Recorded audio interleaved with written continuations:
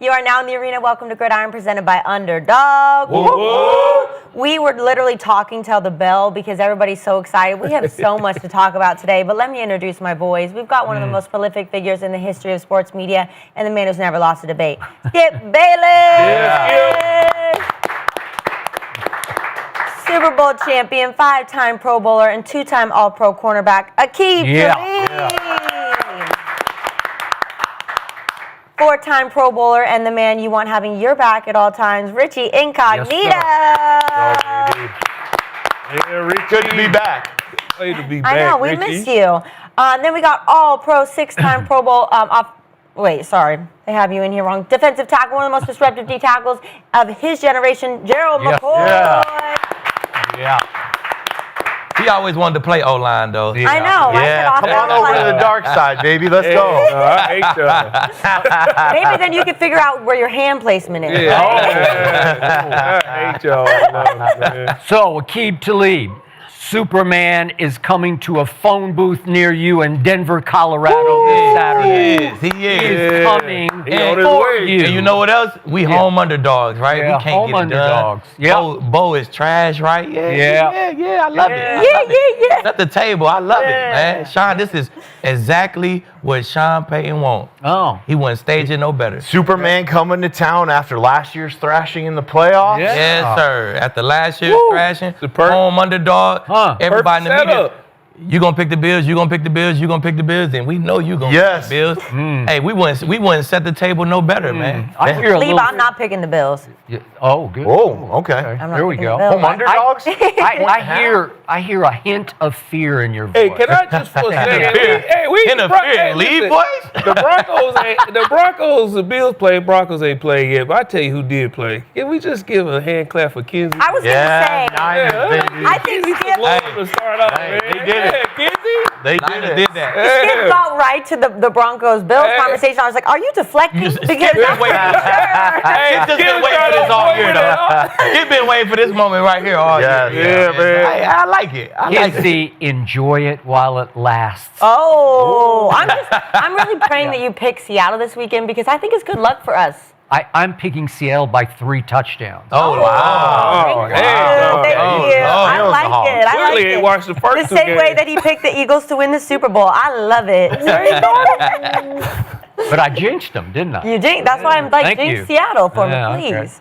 All right, you guys, we've got a packed show today. We have one game left tonight for the wild card weekend, and here's what we have happening on Gridiron. So Caleb Williams and the Bears put together one of the greatest playoff comebacks of all time, or was it a Green Bay collapse? We're going to talk about that later. Josh Allen put on his cape, and now he gets ready to lead his team into Mile High. Is this Bills team good enough to take down the 1 seed? And then I'm going to obviously apologize in advance. You guys have heard it a little bit, but I'm going to be gloating all episode long, so I know it's going to be a little bit Deservedly annoying, so. but the 49ers upset the Philly Eagles, and last night my social media was blowing up, and I was having so much fun replying to those Eagles fans. It was a blast. So this episode, as always, is presented by Underdog. If you are new to Underdog, now's the time. Get $75 in fantasy bonus entries when you play just $5 on fantasy with promo code GRID. Underdog dropped a gimme pick on a quarterback of your choice from any wild card game. So tonight is the last night to take advantage of that offer. So as always, you guys, go support the show and use code GRID. So let's start the show. I think we got to start with last night's game because Drake May is officially undefeated in the playoffs with his first playoff win, and the Patriots took down Justin Herbert at home last night. Mike Vrabel's defense put on a show, holding the Chargers offense to only 3 points. Vrabel might have been a little too excited.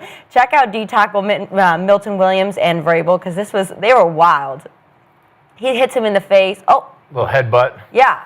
Hell yeah, He's coach. like, yeah, let's go. yeah. My bad, coach. That was a nice sack, though. That was a great way to end it. It was. Oh, he just wipes off the blood. I love it. Having him as a head coach. He's the man. They love playing for him. Not for real. Oh, and they got the money in the bag. You know they just ride they for gave him a him. big check, too. Okay, so Gerald, was last night more about how good the Patriots are getting or how bad Justin Herbert was? I believe it's a little of both. You know, like what plagued the Chargers all year plagued them last night. O-line is terrible. Now, it's a couple different things. Guys just not good, but also a lot of injuries. Like, Justin Herbert was getting killed. He was getting destroyed, man. And when your O-line's bad, you can't pass block, but you also can't run the ball. Like, they couldn't run the ball.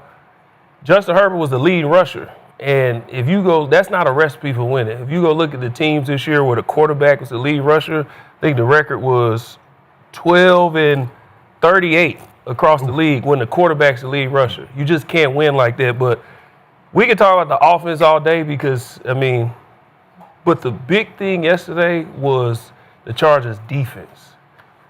They were played uncharacteristic for who they are all year. And when I say that, it's the big plays they gave up.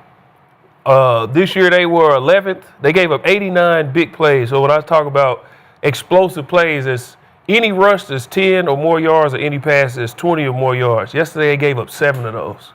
And when you do that defensively, and that's not what you've been doing all year, you partner that with how bad the offense was, you're just not going to win like that. Yeah. And, like, I'm sure Richie will get into this about, like, taking on the identity of your head coach, but when you look at the Patriots and that defense, they were out for violence all night. Yes. When they hit you, they were trying to take you out. And it wasn't just one. If one hit you, the second one coming and the third one is too. They just were more physical, more violent. So collectively, the Chargers just didn't look good. So they were bad, but also the Patriots showed up to play. Okay. Yeah, no doubt. I think this is the Patriots. This is more about the Patriots than Justin Herbert. Patriots got after him. They played violent. They played physical. This is why you bring in a Mike Vrabel, because the team plays to the head coach's identity. Smart, tough, physical. He took points when it mattered last night. They kind of just, they didn't score a ton of points, but they hung around and they made enough plays to win. Now, Justin Herbert.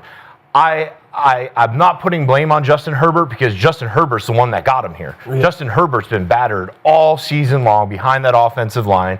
Going into the season, I was super excited about him because you have Joe Alt, who's a stud, Rashawn Slater, you get him under contract. Both of those guys are out early in the season. And the Chargers were playing musical chairs in the preseason. They had Zion Johnson at center and Bradley Bozeman out at guard. That experiment didn't work, so they switched him around. And then you have the big high-price free agent over there, Mekhi Becton, and he had a down year. I think they showed the PFF rankings last night, and those guys were ridiculously high. So, you know, I said it earlier in the season, I don't think that the Chargers can get to the playoffs because they can't protect Justin Herbert. Justin Herbert got them through that stretch of games to get them into the playoffs. And then ultimately their Achilles heel was Justin Herbert getting smacked last night. I felt bad for him, man, because he was getting hit by multiple people. He was getting flipped and they tore his ass up, man. You know, the boy up. He's gonna need some Chargers rest. got to go back to the drawing board. They got their 2 tackles. They got to figure out. You know, obviously Becton will probably be there for contract reasons, but they got to figure out the middle of that offensive line. They got to get those 2 big tackles healthy. I think it was a little bit of both. Of course, the Chargers, they've been bad up front all year. So you could say it was them being bad. And the Patriots, they haven't really been getting after the quarterback like that. Got 35 sacks on the season. And shit, they had 6 last night. I mean, they went crazy last night. 12 QB hits, made them fumble twice. They blitzed 45% of the time. Like, they really, really had emphasis on we got to get after this bad O-line. And that's what they did. So I feel like it was a part of the Patriots game that they needed to get better at, and they did. Even though it was against a vulnerable opponent, you know what I'm saying? But they wanted to be better at getting after that quarterback, and they did. And ultimately, that was the reason they won the game, man. They got after them boys up front. It was youth football looking. Like, I seen some of my guys get. We done got after teams like that. They just can't stop us. Let me run this blitz. Let me run this blitz. Do They just whatever. can't stop us. Yeah. We can do whatever we want. You know what I'm saying? So. Like, Lee, that sack that Milton Williams got at the end of the game, bro, that is like a dream sack for a D tackle. He's in the middle of the offensive line with 3 people. They should have triple teamed him. You supposed to be the balance, the rush. Yeah. And you club him, club him and you beat 3 people in the middle of the. Richie, no, that's a Cardinal sin. Yes, there's no worse feeling than getting beat and turning around and watching your guy run at your quarterback. Like, it is the most helpless feeling out there. And they should have triple teamed. It's just a microcosm of the Chargers' offensive line the entire season. Yeah. And then on the back end, that coverage definitely matched up with that rush. They played great man coverage all night. Gonzalez was great till he left. Gonzalez got to, come on, man. We need you, bro. You got to stay your ass in these games, bro.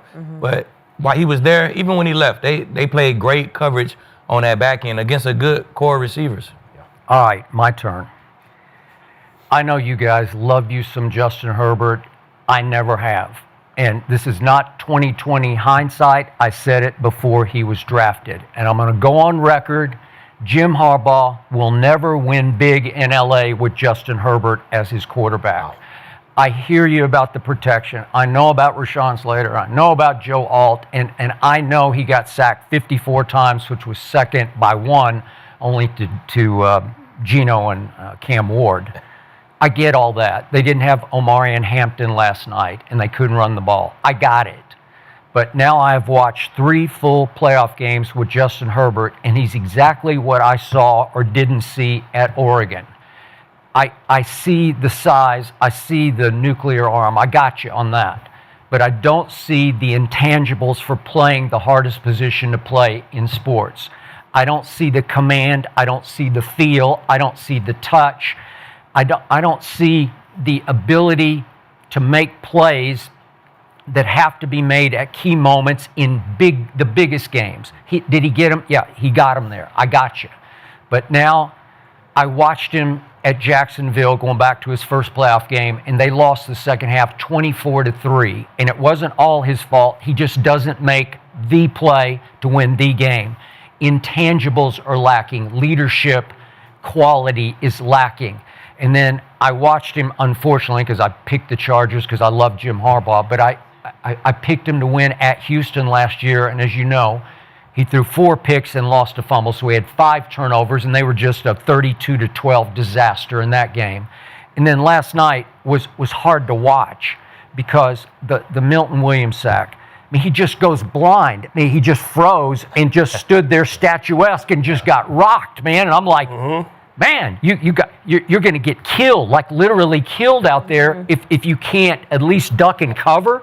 He just, just froze up, bam, took it right in the mouth. And I'm like, what are you doing? Like, he let Milton Williams, to your point, he got a running start. A running start and hit a statue? Yeah. And my God. So look, here's what happened in the game.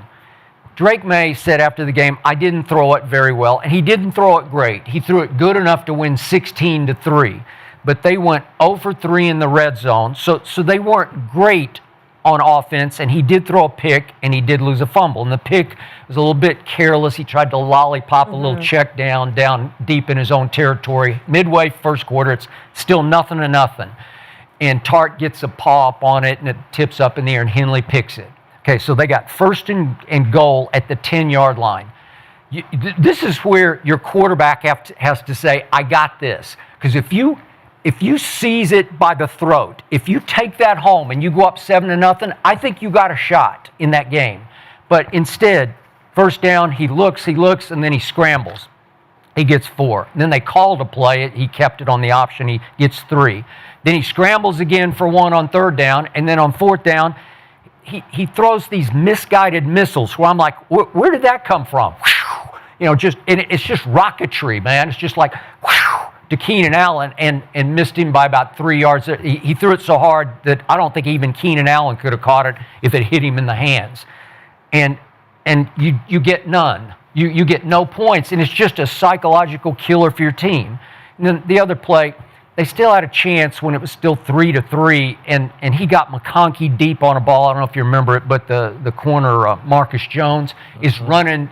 He's beat by a couple steps, and it hits him in the back, and Justin just underthrew it by about 5 yards. If he gets it out there, I think it's a touchdown. So those are the plays in these games that you just have to make that play. And so now I've watched 3 playoff games. and his average QBR, I know you love the stat, but it's 28. So he's had an average of 28. Not good. He had a 25, but 28 for 3 playoff games. I will bet you Jim Harbaugh is somewhere right now thinking, I just don't know, man. I don't know if, because he tried to boost him and pump him up and pound on his pads before every game and tell the media that he was a unicorn and that he's an alien and all this. And I don't know, man. I just don't. I'm just saying what I saw at Oregon, and I'm still seeing it now when it matters the most. And it mattered the most last night. Yeah. They was in the red zone, man. Like, what you talking about after that pick? I thought the play calling was trash. Yes. You can I argue. agree. Like, I bro, agree. if put Ben Johnson with that same team, and they will have more than 3 points last night. I bet any amount of money Roman. on that. Yeah. You know what I'm saying? It's the play calling just And wasn't there, bro. I think Harbaugh has a lot to do with the play calling, too. I think they share the duties. Yeah. Well, I think if you look back at Giro, I played with Giro in Buffalo, and he's really great in the run game. He's super creative. He's going to give you a bunch of different looks. But the pass game has always been lacking for him. You saw it in Baltimore with Lamar. Yeah. That's the reason they got rid of him, because he couldn't get Lamar to that next level. Now you see Herbert, and I saw some diagrams on ESPN of the last couple plays and the red zone plays, just like an all-go special, working something over the middle. Yeah. It's not creative enough for Herbert. Right. I think Herbert showed us over that like 5 or 6 game stretch where he had the broken hand and he willed them, that he has, like he graduated to the next level. Is it the level of winning in the playoffs? Not yet. But I think Herbert showed enough, like, hey, let's protect our guy. We got some talent on the outside. We got to get Ladd McConkey more involved, and we got to get more creative. We got to match some things up. You know, you watch Shanahan and you watch Ben Johnson, you watch all these great coordinators. They're scheming stuff up. They're getting guys wide open. Herbert is just labored. It's making plays, you know, running for his life. Herbert is turning into Lamar and Kaepernick, and it's because of Greg Roman. Like, bro, you need a running quarterback for your offense, and you making Herbert a running quarterback now. So I don't know. Hey, say what you want about Harbaugh, Herbert. Get him boys a Ben Johnson or a Sean McVay tree guy, Shanahan type guy, and then be the judge. Yeah, I agree. The thing with Roman is, you know, his pass concepts are kind of basic. It's not very creative. It's not really putting the quarterback in the best position to win. But on the other side is his run game is so good, right? He needs help in the pass game. That's kind of where the divorce came in Baltimore. They wanted to get more people involved with the pass game, kind of take things off Giro and get things opened up. And that didn't happen in Baltimore. Now he's in with the Chargers, and they're not getting it done. So, yeah, I'd love to see them get someone out of the West Coast tree that uses shifts and motions, focuses on the zone Matchup run. problems. Matchups. Yeah. It's all about matchups. That's it, man. And I want to give – I don't think Drake May played great, but I'm sure he's had some conversations with the 12 who was there before him, because he utilizes running backs. You know, like Ramondre Stevenson, OU guy, he had a big day yesterday, and we seen – Tom, he was not afraid to use his running backs. Like, I know I can't push the ball downfield.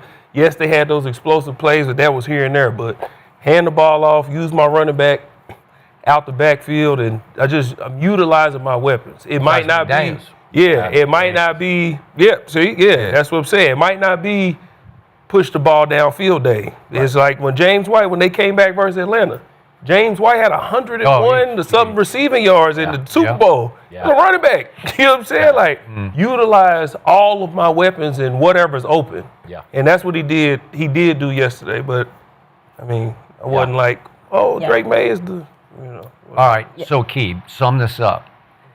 I definitely see top 10 talent in Justin Herbert. Do you see a top 10 quarterback in Justin Herbert? Quarterbacks, it's like they're not alone in this. I can't judge a quarterback just on just the quarterback. I got to judge you on who's calling your plays, who you with. You married to somebody. It's like a package deal for me. So, like, Caleb, I thought he was trash, right? You playing with Ben Johnson. I love him. You know what I'm saying? So it's a package deal for me. So just a prototype type of guy, I see a great quarterback right there. Now you just need to match him with a great coordinator, and I think he can get something done in the league. I think he's top 5 talent, and a top 10 Top quarterback five. because it's talent, just talent. Just Yeah. talent. Talent. He's definitely a top 5 talent. Think all quarterbacks. He's a- yeah. Who's not though? Who's just like, or he's just not a talented quarterback. Like, who could we say that about? Jalen Hurts. I mean, Oh. but he got a Super Bowl that's and getting been high. to a No, Super Bowl. yeah. He got a Super Bowl MVP. He's got the but he's hardware. not talented. Man, you put Ben Johnson in Philly and watch how that shit look. Right. Like, I'm telling you, bro, 100%. it's, I don't think the shit is married Brock together, Purdy's bro. overly talented. You know what? I agree on Brock Purdy. Brock I think Purdy- he's a product of Kyle. Brock Purdy is Right. not Oh, overly He's not talented yeah. though. He's talented and he's playing at a high level. You know, this is Like, what his bro, how fourth or can we fifth say- year in the system. Obviously, Mr. hardworking. Irrelevant. Yes, He's operating at a high level. What? He's been doing it for years. But I know. if you look I at know. his He's not QBR at the end of the talented. And he season took when he his game came to the back, next level he was this year. ranked He was top good. 3. He was good. Top 3 this year. So obviously he does have Kyle Shanahan, so we can't judge it. But when he came back from that toe injury, top 3 in QBR this year, Brock Purdy. So He was killing it. He He looked, talented. he I won't looked take good. that hate. He looked This good. the NFL, man. This is the cream of the motherfucking crop. Like, these 32 guys are all talented. You know what I'm saying? They all talented. You can't say they're not. Yeah. It's kind of like Gerald was talking about before with Tom Brady, right? That's what I think the difference between, the old quarterbacks, Roethlisberger, Manning, Brady, they go through their progression, boom, they're going to take that out to the running back, right? They go through the progression, their guys aren't open, get the ball in your playmaker's hands. Yeah. And that's when you have top talent like Purdy, Justin Herbert could kind of be in that conversation. They have talent, but you got to get it in the playmaker's hands. You got to have a whole system behind them to get it in the playmaker's hands as soon as possible. I think top talent is when we don't make excuses for them. Like you say, the offensive line for Justin Herbert. It's like the year that Joe Burrow went to the Super Bowl, he had one of the worst ranked offensive lines. Yeah. But he had one of the best ranked receiving cores. Right. You know what I'm saying? So Yeah.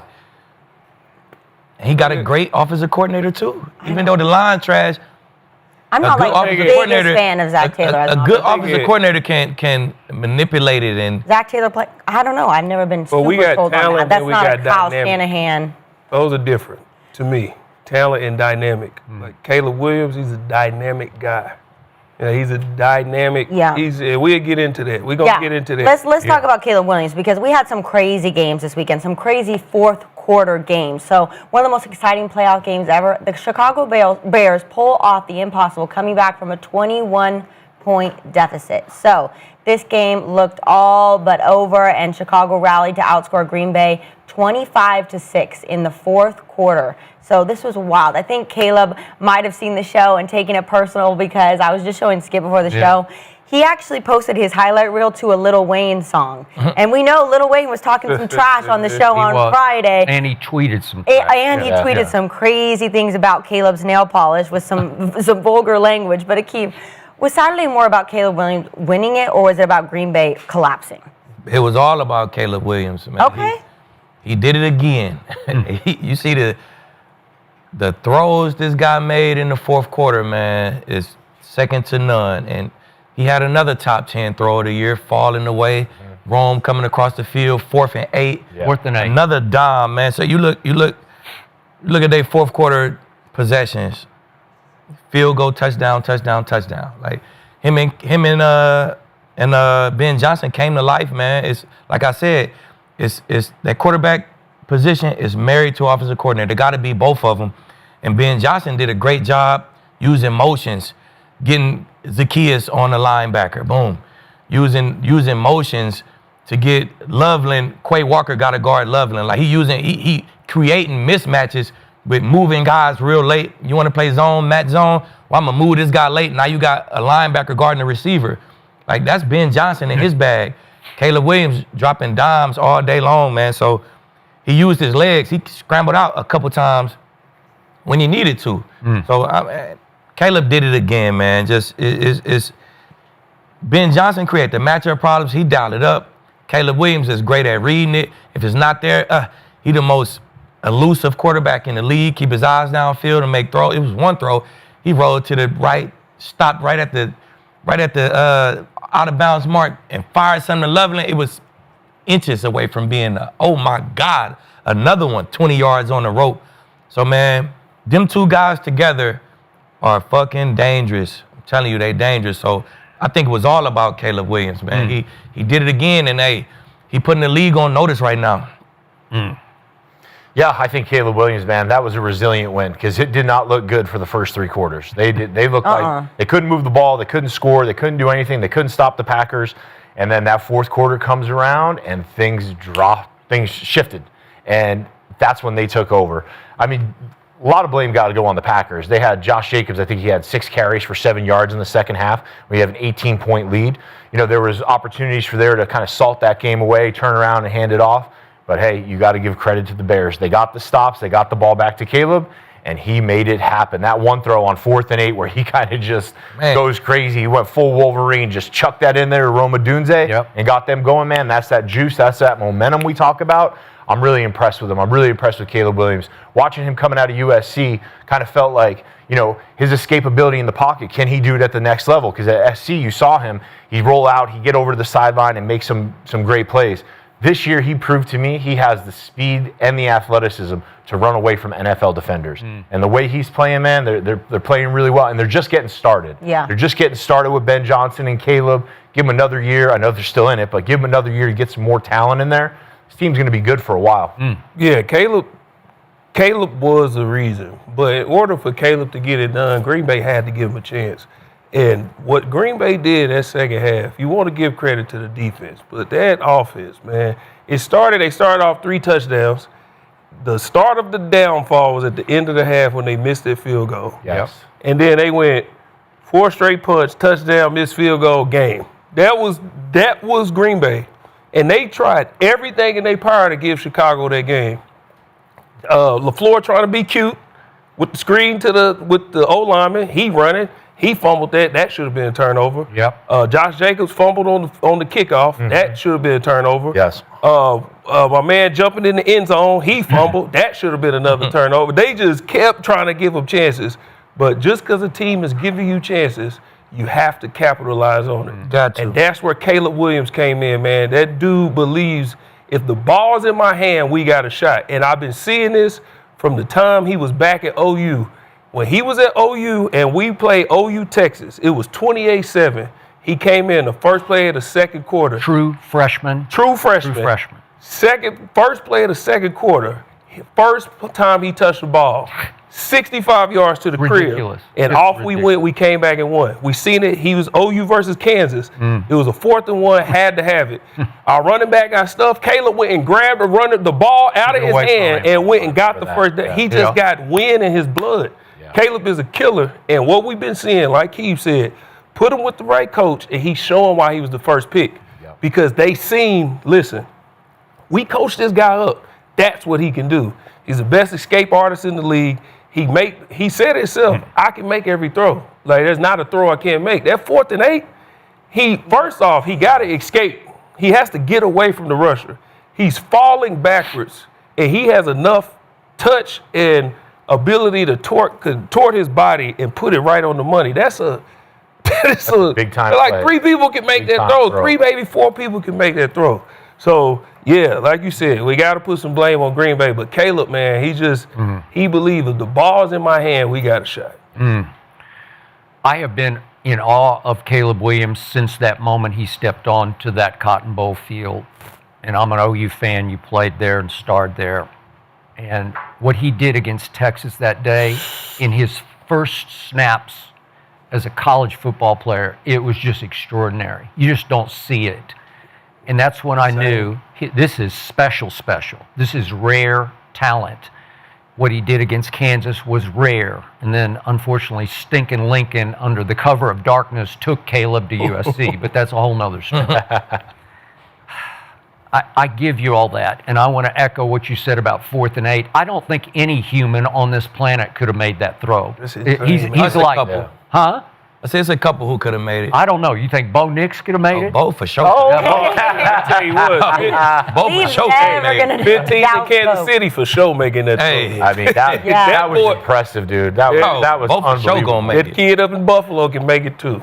Yeah. I don't know if he can make that throw that way. I just don't know. That old man in Pittsburgh can make it too. I don't think so. No. No, we're about to see All the right, end of so that think about this. Oh, Yeah, we are about to see about this.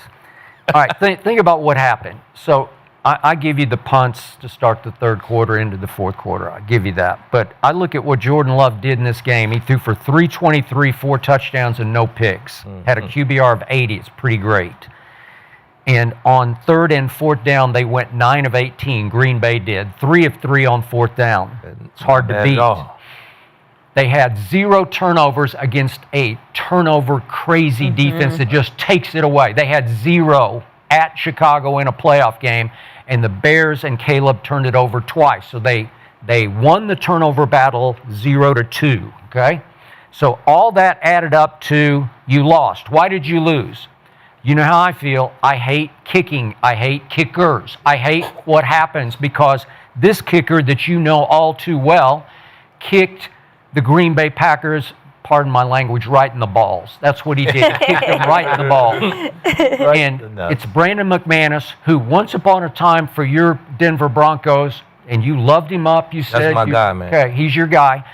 In the playoffs that year, he made all 10 of his field goals, and he made all 3 of his field goals in the Super Bowl. Yep. That was a big reason you won the Super Bowl and you get to wear a Super Bowl ring, because a little guy who can't play football helped you win the championship, right? Of course. So what did he do on Saturday night? Well, I think one of you guys mentioned that he missed the one at the end of the half, right? Yeah. Okay, so what happened on that kick? It's 55 yards, but the wind was kind of with him. So he makes the first one, but Ben called timeout just before the snap. And so he had to re-kick it, and he snap hooks it left. Or it's going to be 24-3 at halftime. And that just, I don't know, just me, 24-3 feels different than 21-3. Just, I don't know, it just feels like, oh, there's another score we got to overcome. It's a psychological killer. It would feel more like a dagger to me. But he missed it. And then what happens? Jordan Love had a big fourth quarter drive. It was impressive. You know, they just roared down there and he hit Golden and they scored. And what does Brandon McManus do? He misses the extra point. It's just a kick in the balls, man. It's psychologically devastating to the whole bench area. It's just like, what? You know, you score and then, wait, he missed the kick. So the math is up against you now because you're going to be off a point. So when you do get a chance to drive it down at the end of the game, you can't just kick a field goal to send it to overtime. You're screwed up because you're down 4, right? And then, of course, he's got another field goal, highly makeable, 44 yards with 2:56 left. If you make it, we're probably having a different conversation right now. But he pushes it wide right. I don't know, maybe Caleb just guts it up and he goes alien again. I don't know. Maybe he makes. I mean, he scored a touchdown anyway. Yeah. No, I got it. But it's just psychological. It's just, you know, where it just, wait, oh, you made it. Oh, so now, you know, it tilts the scoreboard back in your favor where it puts more pressure on Caleb to be Caleb. Maybe it's not so easy to go score a touchdown. Yeah. It's just Brandon McManus. And he owned it after the game, and I got no issue with, because he said, he called it an embarrassment of performance. He said, I left 7 points on the board. Well, he did. That's 7 points. If he makes all 3 of those kicks, I guarantee you we're having a different conversation right now. But he said, it was the most disappointing performance of my career, the biggest disappointment ever. And that's a guy with the Super Bowl ring. And I don't know what happens to him. When they lose it, they just go south and lose it. When the gremlins start eating at your psyche, you just lose it, and then you're like, damn, I can't. It's almost like, I don't know who plays golf here, but you play golf. Yeah. You know, if you just lose your driver sometime, you just lose it, where you just, I don't know what happened. The yips. And if it happens during a round, you can't get it back. Right. You're like, and you start overcompensating, and you say, I'm duck hooking it. So you start trying to swing out this way, and it just duck hooks more, it goes right? even more, Yeah, okay, for sure. Way to go. Yeah. So that's what happens to kickers. And once they go south, you got to change. You got to get somebody else. But it's too late now, because Green Bay played well enough to win the football game. They did. All things considered, if you look at the big picture of the stats, and I know you laugh at the stats, but they did enough to win the football game if the kicker makes the kicks. Yeah. But he didn't make the kicks. And then Caleb went, just inhuman in the fourth quarter. Caleb in the fourth quarter threw for 184 yards. Crazy. And I Three I- touchdowns. man. Yeah, Caleb. 184 yards. 3 touchdowns and a huge 2-point conversion. That was a dot. Yeah, I love it. it was It was Listen, a dot. that corner throw, that 2 points. Yeah, dot. Jeez. Hey, B-Mac, my dog B-Mac, I love B-Mac to death, right? Okay. But he made the post before the game, had that big-ass mink coat on. I said, fuck. I didn't see that. Why you wear that goddamn coat? Really? Frank Lucas told you about it. Yeah, they got you. They coach. Hey, man, he put that light on you like that. Yeah. I'll give you another golf analogy, and Okay. this is kind of how it went. Packers are rolling. They got everything going. This is like hitting a bomb, 315-yard drive right down the middle, and then getting up there with your gap wedge and topping it or flubbing it out of the park, right? 7 points, a whole touchdown. And what they were doing is they're just throwing gas on the fire for the Bears. They give them the momentum at home. They haven't got shit going for 3 quarters. You keep missing kicks. They're believing on the sideline. Like, let's go. Let's go. We got an opportunity to go win this thing. Yeah. Yeah, they just keep giving them chances. Yeah, well, what I've seen is honestly, Caleb's clutch, and 65% of the chat says it's about Caleb winning it. And I'm also proud of Aqib because one thing about you is you know how to hate on someone, then watch them, and then get back on. You're like, That's it. I'm out on Caleb Williams. Caleb Williams sucks. No, he's talented. Well, but when I like said that. it, what You're was their receptive. record? You're not stuck in your ways. You watch. Well, when I You're adaptable. said what I said, they was 0-2. Yeah. Last year they was trash. I was just speaking the facts. It's not hating if I'm just speaking the facts. But that's what He made me a believer. He changed it around and shit. I'm still You're speaking the facts. receptive. You're able to change your viewpoint, which a lot of people I'm aren't. not. Adapt or die. You got to adapt or die. I wasn't hating. though. Adapt or die. The facts was the facts. But Caleb's the dog, and he's super clutch. I do want to Is listen to what he said after the game, responding to Packers, hoping they would get the Bears in this game. Listen to this. They wanted us. That's what I heard. They wanted it. They got it. Yo. Oh, they wanted it. They got I it. will say this. Say I'm hating if you want to say I'm hating. No, I was at a compliment. No. After that, he drinking the Kool-Aid now. Oh. You get up to the podium, you talk a little shit, Yeah. you make a little post with Wayne, and that's He called had drinking the been doing Kool-Aid. that all year Yeah. though. He had been doing that. That ain't new. He been doing that. Somebody take a shot of him, he take a shot right back. All right, He well, loves to taste that. Yeah. this shit get more important, and there's way less teams for the football guys to look at, and they, motherfucker, oh, you drinking the Kool-Aid? That's true. And they got them motherfucking point. Rams coming to town. Yeah. Yes. I telling mean, we can say that, but did the greatest quarterback of all time, him and Gronk, after every time they won a game, in a game that was they not posting on IG, them, we ain't going nowhere. Y'all remember that? That's like that's on No chip matter 5 what and I'm chip saying. 6. Would you rather That's be- on chip 5 and chip 6. Would you rather be I got a big ass cup of Kool-Aid after I got 5 chips. Would I you can rather sip be this bitch with a consistent with straw. who he is, regardless, or just like be the front running dude? Like, oh, we finally what? He been doing this all year. This ain't new. Yeah. So it's I'm like- just I telling kinda you. like the dog. It don't I matter. like it. I like I'm it. just telling you. I'm just telling you. As a guy with a Super Bowl chip and an Orange Bowl chip and a Oh, we forgot. Yeah. The moment you start drinking that Kool-Aid too early, Yeah. your ass gonna get popped. I promise you that. Okay. I'll just They got say, the Rams though, coming to town. They score a they lot of do points. have the Rams I'm coming telling down. you. But I do need to know, Skip, how do you Yeah. can you see Caleb Williams becoming the best quarterback in the NFL? That's a very interesting question because I can, but he's doing it in a way that's never been done before. You want to talk about unconventional? The key stat for me, the key attribute for a quarterback is accuracy. And Caleb, weirdly, 4 or 5 times every game that I've ever watched him, he'll throw 4 or 5 mystery balls where you say, "What was that, man? Where are you aiming? What was it?" I don't know.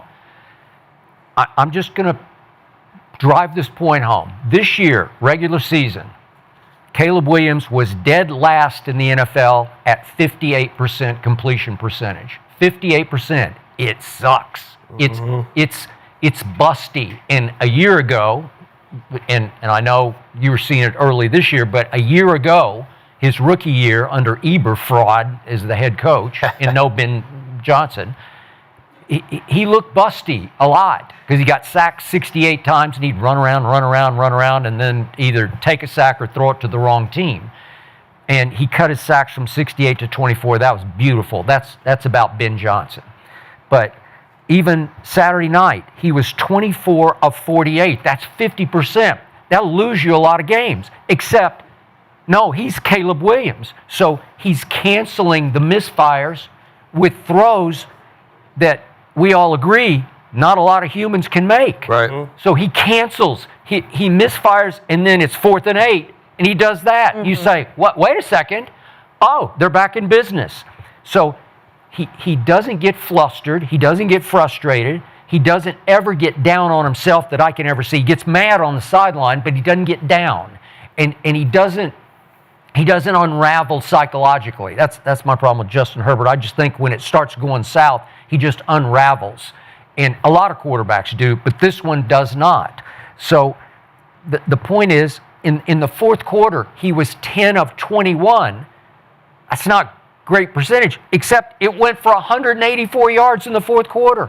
So he's making inhuman throws where he's better, seriously, he's more consistently accurate and better on the impossible throws than the routine throws. He is. That's the truth about Caleb Williams. Will that ever translate into being the best quarterback in pro football?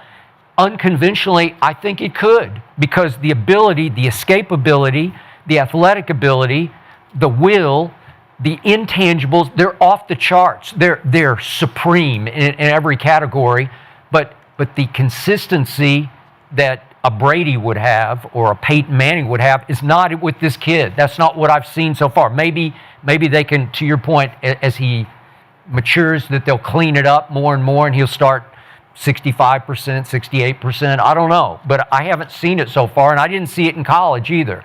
He throws a lot of mystery incompletions that he cancels enough that he won a Heisman Trophy. See, that show you how not important that completion percentage. Okay, well, you can argue. It's just not a important. But for other humans, it is.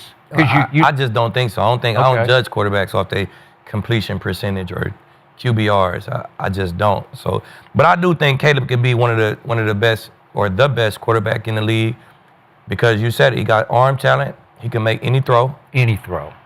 His escapability. So if that play break down, he can escape and keep his eyes downfield and make any throw. And then when you put him with a guy like Ben Johnson, who's his head coach, he's not going nowhere. You marry him with a guy like Ben Johnson, he's the top in the league. So you put them together, man, it's second to none in the league right now. So you keep them together for 10 plus years or 8 to 10 years, man, they got a real shot to be the best duo in the league for a long time. So I say he definitely can be. You just got to win. You got to win. This is a great start for him.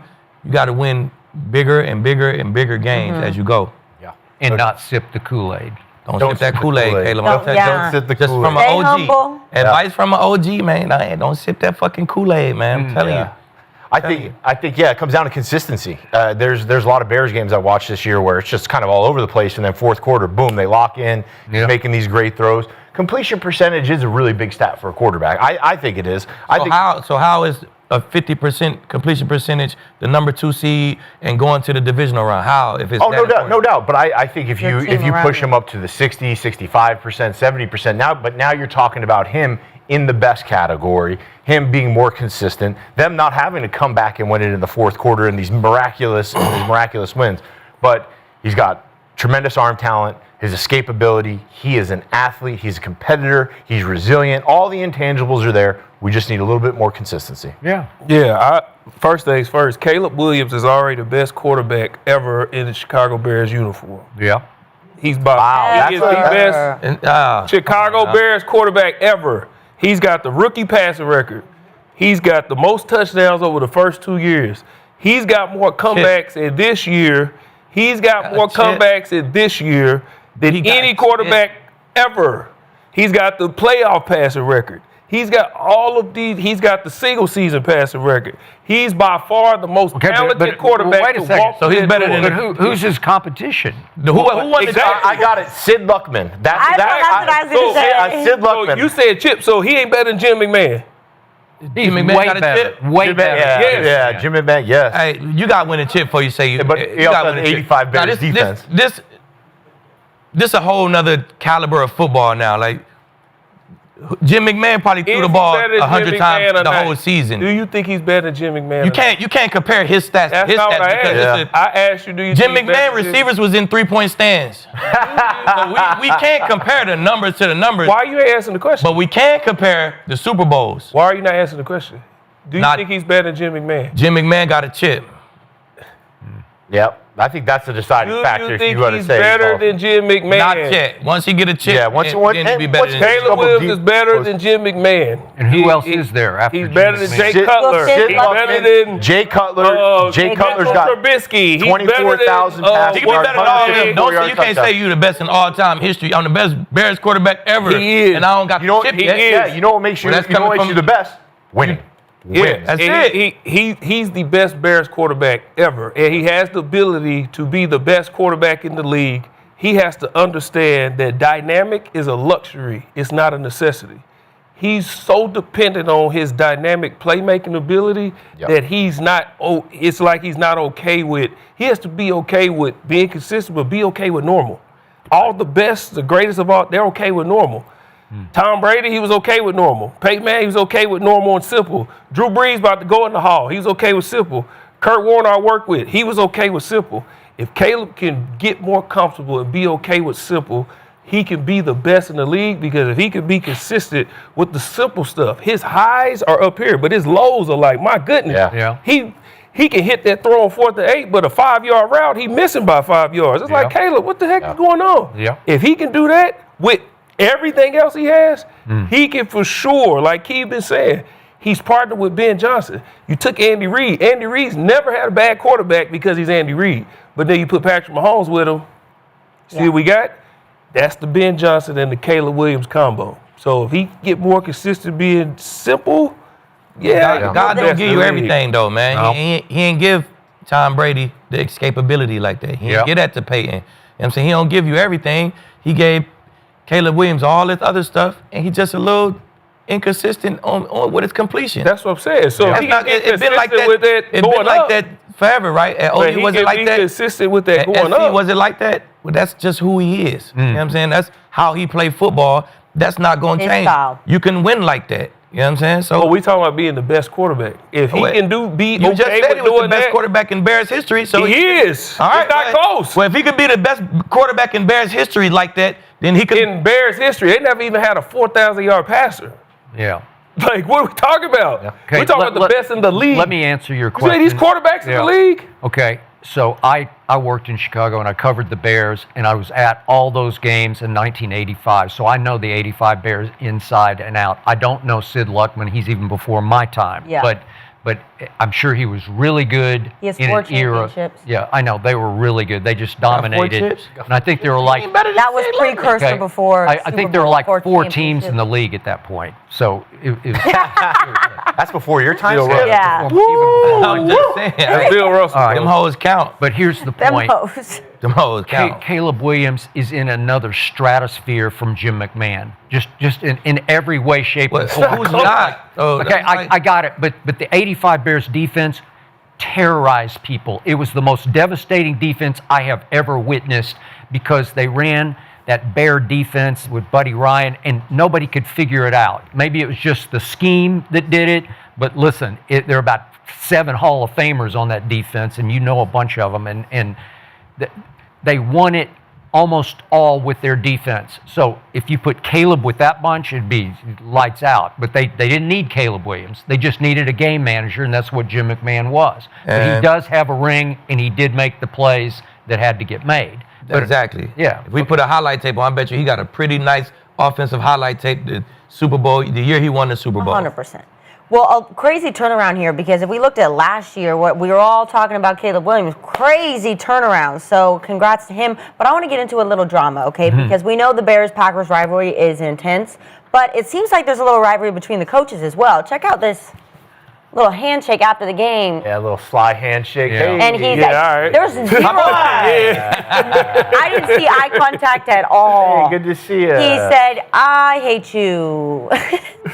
So there's that. I mean, obviously they really dislike each other. And then Caleb and the guys brought back the cheese grater, and they were having some fun post-game, so I want to check out that too. Oh, yeah. I love those cheese graters. Look at that face. You seen the fans up there? The Yeah. stands? It was, Yeah. He almost went through like a whole thing of cheese. He was loving it. I'm telling you. That's great. That's drinking the Kool-Aid, is it not? Mm. And then, just to add a little bit more, we Yeah, got to a listen whole to lot Ben more. Johnson in the locker room because, wow.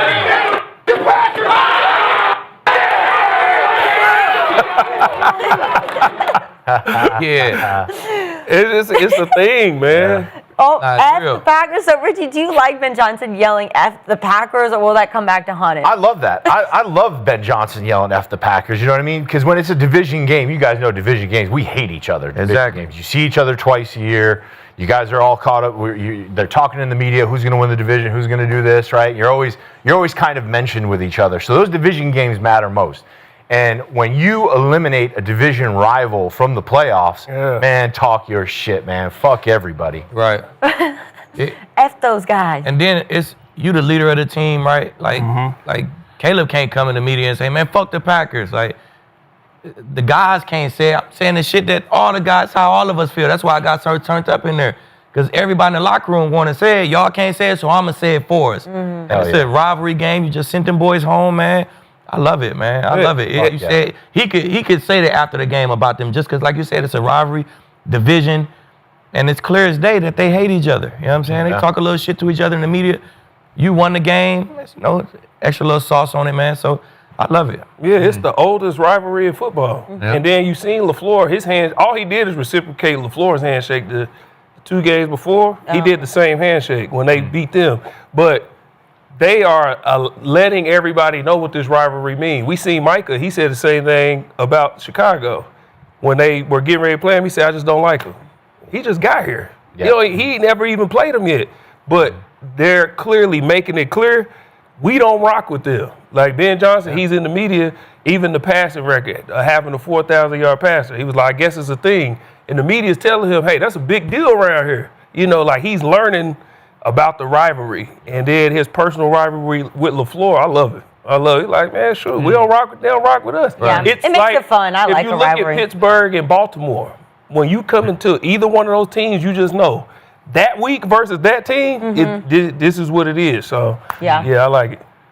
So, as I mentioned, I did work in Chicago and I covered Jordan, and Michael Jordan was notorious and great for taking the most innocent little statement from the rival and blowing it into something outrageous. And Ben Johnson went Jordan-esque this week, going back, because your guy Jeff Hafley, didn't you play 4 with him? Tampa, right? Okay. So he's the defensive coordinator. So they took a statement that he made at the end of his media session last Wednesday, in which he told the reporters, we're not going to be done. I'll see you guys next week. Okay, well, you can't crush him for saying that. He just, what's he supposed to not, maybe he should shut his mouth and not say that. But Ben Johnson took that and made it bulletin board material. Like they're saying they're guaranteeing, a coach is guaranteeing a victory. And that's why he's doing F the Packers, screaming at them. And that's why we saw Caleb say, they wanted us, they got us. Fired up the boys. All right. Well, he did say, Ben Johnson, when he was hired at his opening press conference, he said, I enjoyed beating Matt LeFluer twice a year in Detroit. So he was pouring gasoline on that fire right away because he needs to set a new tone. We're not the same old SOB Bears, old Bears, right? Yeah. We're different. We're coming after you, Green Bay. You're not the big dogs. We're taking your place. We're going to dethrone you in this division and dethrone everybody in this division. So I liked it, but I do agree with Aqib. When it trickles down to Caleb, I don't love it because it is drinking Kool-Aid. I don't like Caleb doing it. Yeah, And Ben Johnson do it. Let the defense do it. yeah. Caleb not- just got to be even kill. It's bad juju for the quarterback to do it? Yeah, I'm telling you, The man. football gods only look at the quarterback doing it? The quarterback, he just wears a certain jacket. He wears a certain hat. You know what I'm saying? And he hasn't done anything yet. Exactly. He hasn't done anything. Yeah, he like hasn't earned really that, yeah. done something. I bet if we could ask Tom Brady, would you come up there with the cheese grater? Tom would say, no. No. I wouldn't. I love little bulletin board material. I love that because you got to take every little Yeah. thing. Like Brady was the best at that. Like he would take one thing. He You would. know, Brady's arm talent isn't Yeah. there. Brady isn't this there, this that. Back in, I forget the year, but we were going to play the Jets and we were with the Dolphins and Reggie Bush had his only 1,000-yard rushing season in Miami with us. And all the talk was Reggie can't run between the tackles. Reggie can't run between the tackles. So we got him going in between the tackles. We're going up to play the Jets and Rex made a comment. Reggie's hurting a little bit. We're going to put some hot sauce on that knee. Well, we got that in the O-line room, and we're like, fuck this. We are going to go up there, and we are going to put it on them. We went up there. We rushed for 150-plus. That was back when the Gangnam Style dance was going. Yeah. We blocked a punt. Everybody was doing the Gangnam Style. I mean, there's no better feeling than when a rival coach talks shit. You go in there, you back it up, you go beat that ass. And the Bears, for the last 10, 15 years, they've been dominated by the They have. Packers, right? Yeah. And every offseason they got to hear about the Packers are so talented. They got Jordan Love. They got all these weapons, right? So that's just that's like the cherry on top for the Bears. All right, well, congrats to the Bears, but you know who did beat the Bears was the Niners. So I think we got to move on to the Niners because what a Sunday it was for myself. All of these boys on the couch, they all doubted the Niners. But big shout out to my guy, Little Wayne, Skip's guys, because he rode with me and the Niners. And Kyle Shanahan is so good that wide receiver Joanne Jennings had more completed passing over 15 air yards than Jalen Hurts. So the Eagles offense had 8 all-pros and couldn't move the ball against a 5th and 6th string linebackers. So it was looking good for us. I'm sure most of the Bird fans right now are waiting by their phone to a notification that says fire Kevin Patullo. Yes. I know that you've been asking for that for a while. So Skip, who Yeah. deserves the blame for this Eagles loss? I did pick the Eagles before the year started to win the NFC, and then I re-picked them to win it all. And I wasn't just trying to jinx them because I picked them last year before anybody did, because I like that they've set the bar higher in our division to make Jerry Jones try to live up to that GM in Philadelphia who just runs Super Bowl rings around Jerry. There was just something wrong with these Eagles the whole season, and I kept trying to like or even love them, and I couldn't because they hit and they missed, and they hit and they missed. And this game was like a microcosm of hitting and missing because they did a lot of good things in this game, but they didn't really show up for a game they should have won by 3 touchdowns on paper. On paper, especially if you tell me Kittle's going to be gone and it's going to be a devastating Achilles injury, and obviously, as Kinsey well knows, there's no Bosa, there's no Warner, there's no Ayuk, there's no Bethune. I mean, he was really good, and he's gone for this game, and they have to go drag Eric Kendricks off the couch. Right. The last team he played for was my team. He was a Cowboy. They brought him in from Minnesota to run Mike Zimmer's defense, if you recall.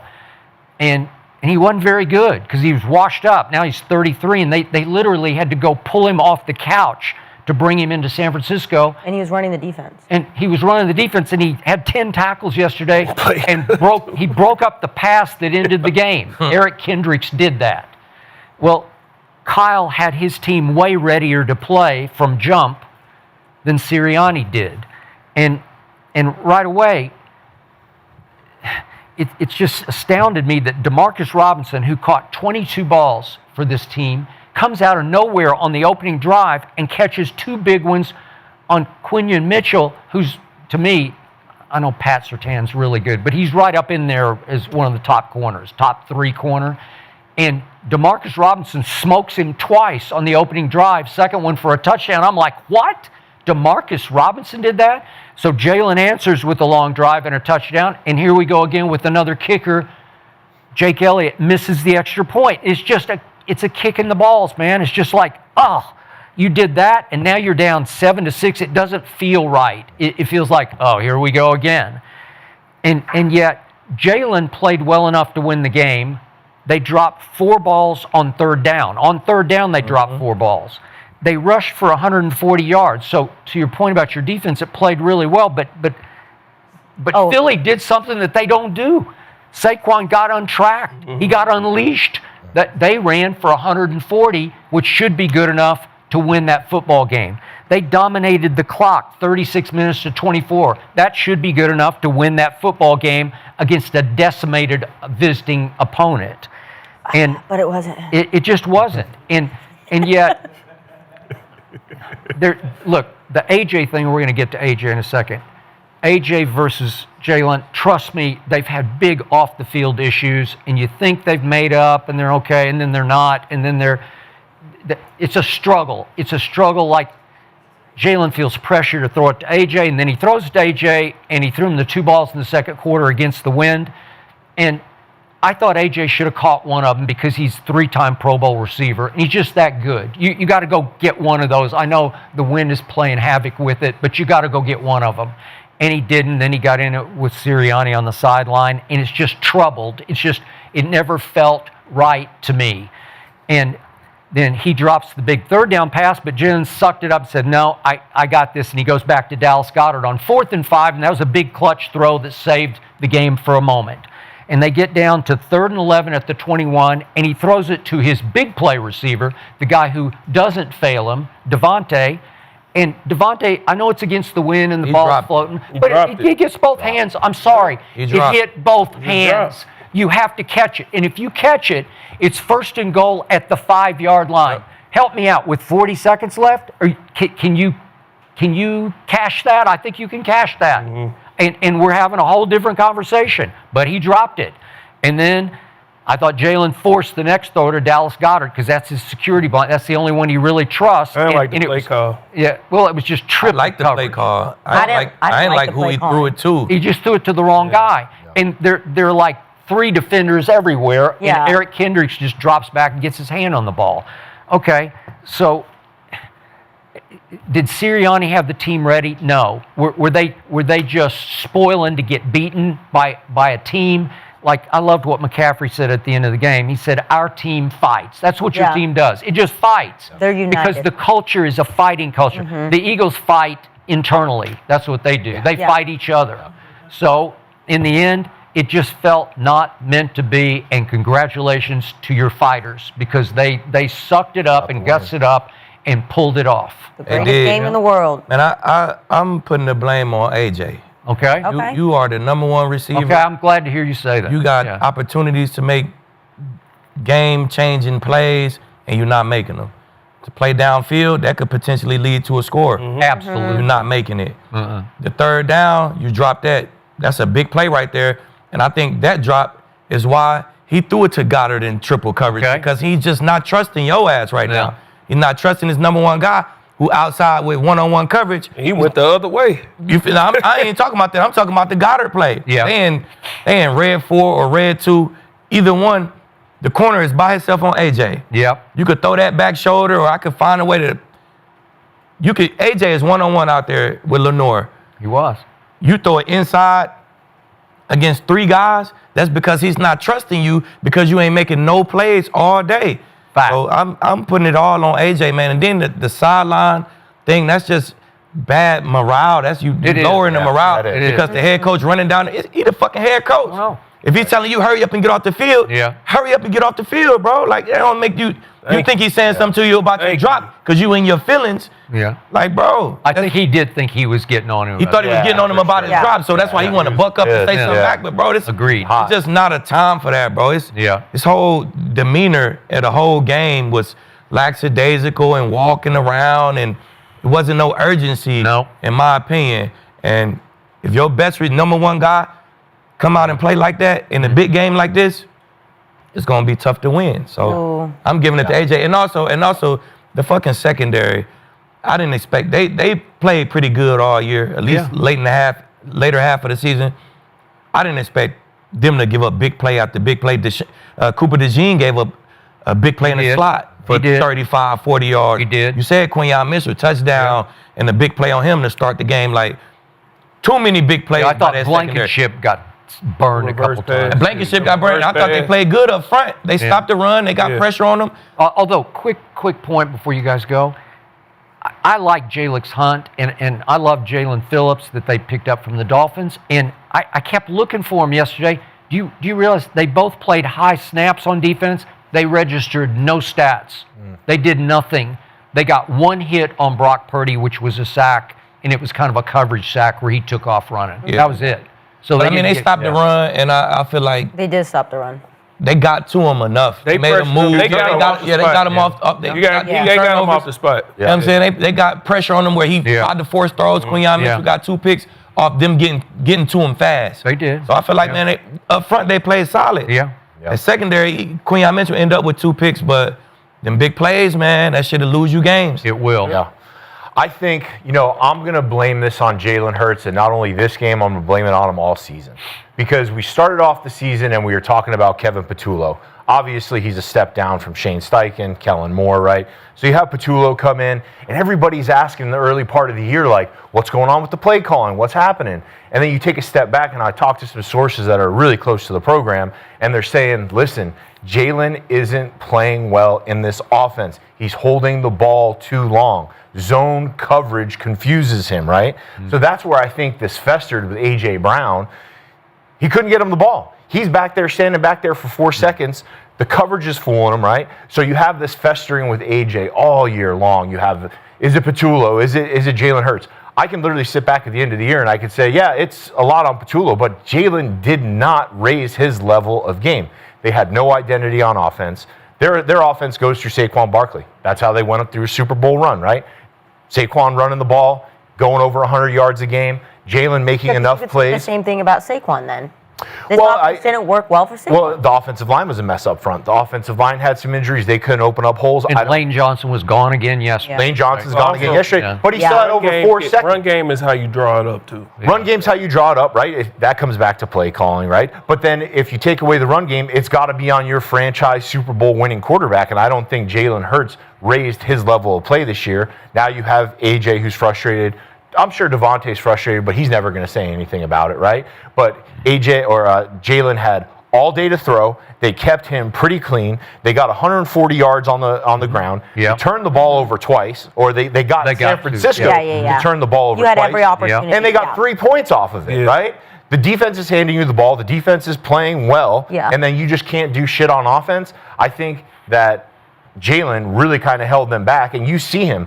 He's sitting back there watching the zone coverage, and the only thing he can do is dump it off to the tight end in the flat, dump it off to the running back, right? You got A.J. Brown and Devontae Smith on the edge. You give Josh Allen, you give Caleb Williams, you give Justin Herbert, those 2 guys, and they have that quiet of a year. It's all on the Brown quarterback. had multiple drops that were in his Right. hand. Oh, no, now the drops are on AJ. If you're gonna bitch and moan all year and you want to make a stink about it, that's fine. But you have to show up in the big moments. It was a collective offense. It was just collective. Like, there's times where Jalen missed open guys, but then there's times where they getting drops. The defense got you the ball back twice. So if I get you the ball back twice, I understand the scheme of how they drew it up, and we gave up the big play for the touchdowns. And that last touchdown, that's hard to defend. You got CMC on that choice route. He goes out. You have to stay with him. If he goes out, you got to stay with him as he goes out. Yeah. CMC, he come back, catch it in the end. That's hard to defend. So, but they had every opportunity offensively, but when the game was on the line, because collectively the offense just wasn't good, but when the game was on the line, I hit AJ right in the face. I hit Devontae right in the hands. Yep. I believe it was the drive before, I hit Saquon right in the hands. He did. Yep. He was, when I needed to make the throws, he made the necessary throws. The extra point early in the game, if they have that, I understand San Fran's kicker missed the extra point too, but if they have that, then it's, they down 3. Yeah. So now we can just go get 3. It was just collectively, offensively, it just, and like Lieb said, man, I've been saying this all year. And the Philly fans, y'all can say what y'all want. I don't care. Y'all killed me for this. Y'all should have got rid of AJ long time ago. They can't. Because it doesn't matter. He's never going to accept accountability. Yep. He's always going to. It's just. And then you go out there and you getting dropped. You can't cry like that. And then when the ball is time to make the play, you don't make the play. And like Lieb said, this is the head coach. His energy was off. If he had great high energy, he wouldn't have reacted like that. Yeah. Right. That was a self-esteem, self-conscious reaction to the head coach running down there. Yeah. You had just the play before, you missed the ball.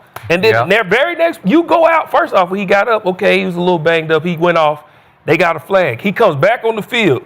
They come right back to you. It hit you right in the hands. Yeah. And then you want to take your time getting off the field. He's telling you, get off the field so we can punt the ball. Yeah. And you going to sit here and beef with the coach, and then when the coach walk off, now you beefing with somebody else on the sideline. You all on the sideline sliding all down. Like, dog, what are you doing?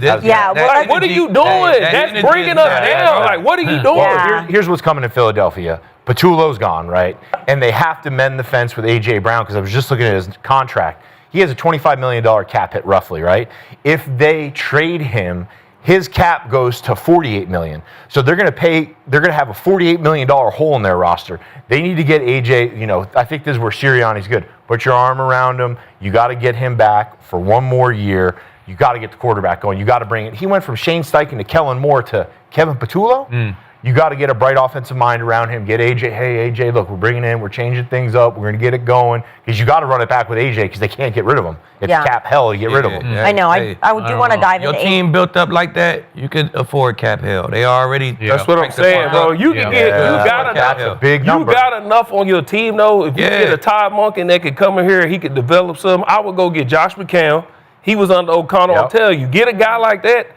That's a mind that can build and really Mike make this thing go. I go. That's what I'm saying. Mike McDaniels. That would be perfect. Bro, and I'm going to go get somebody. They're going to Coat the rock. Perfect. And create. I know how to get Tyreek Hill the ball, period. Yes. I know how to get Jalen Waddle the ball, period. Right. And I'm going to get you somebody think like AJ that. Brown That's what I'm saying. I'm going, AJ is gone. I'm getting AJ a lot of I don't think so. I said this weeks ago. Because when your production is high, we winning chips, then I could deal with it. The first sign of I can't deal with it no more, you doing this and we ain't winning no more, bro, you gotta go. And you doing that, and then when you dropping it, man, go, bro. You can go. You get a nice draft pick for AJ. You can get Devontae could be the man. I'm bringing a young boy to be the Devontae.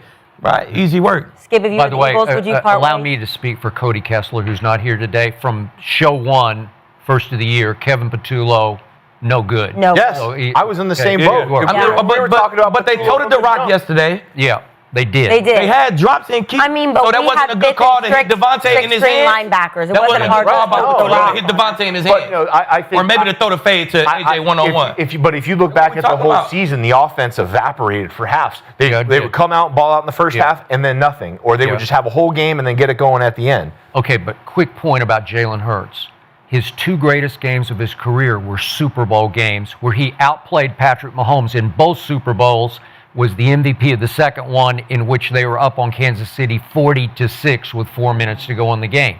So he did that at the highest level.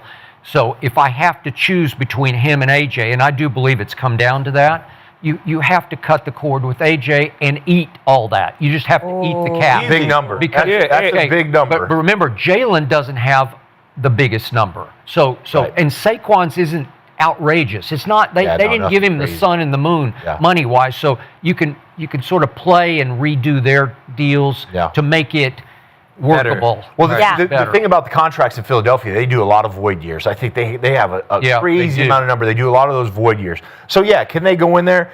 Is it best to have a divorce with AJ? Yes, but on paper they're going to have to make a lot of things work. Get that paper. Them dudes is billionaires. He'd be all right. Get him out of here, man. I know, but They made salary cap system. Man, listen, it's so many teams out here paying multiple coaches and all that, man. You got to, hey, listen. At some point, the team is going to get the players on get tired of like, come on, dog, come on, man, we going. I think they make it go one more year. I think they make it work one more year with AJ because he's talented. not going to work. He's not happy there.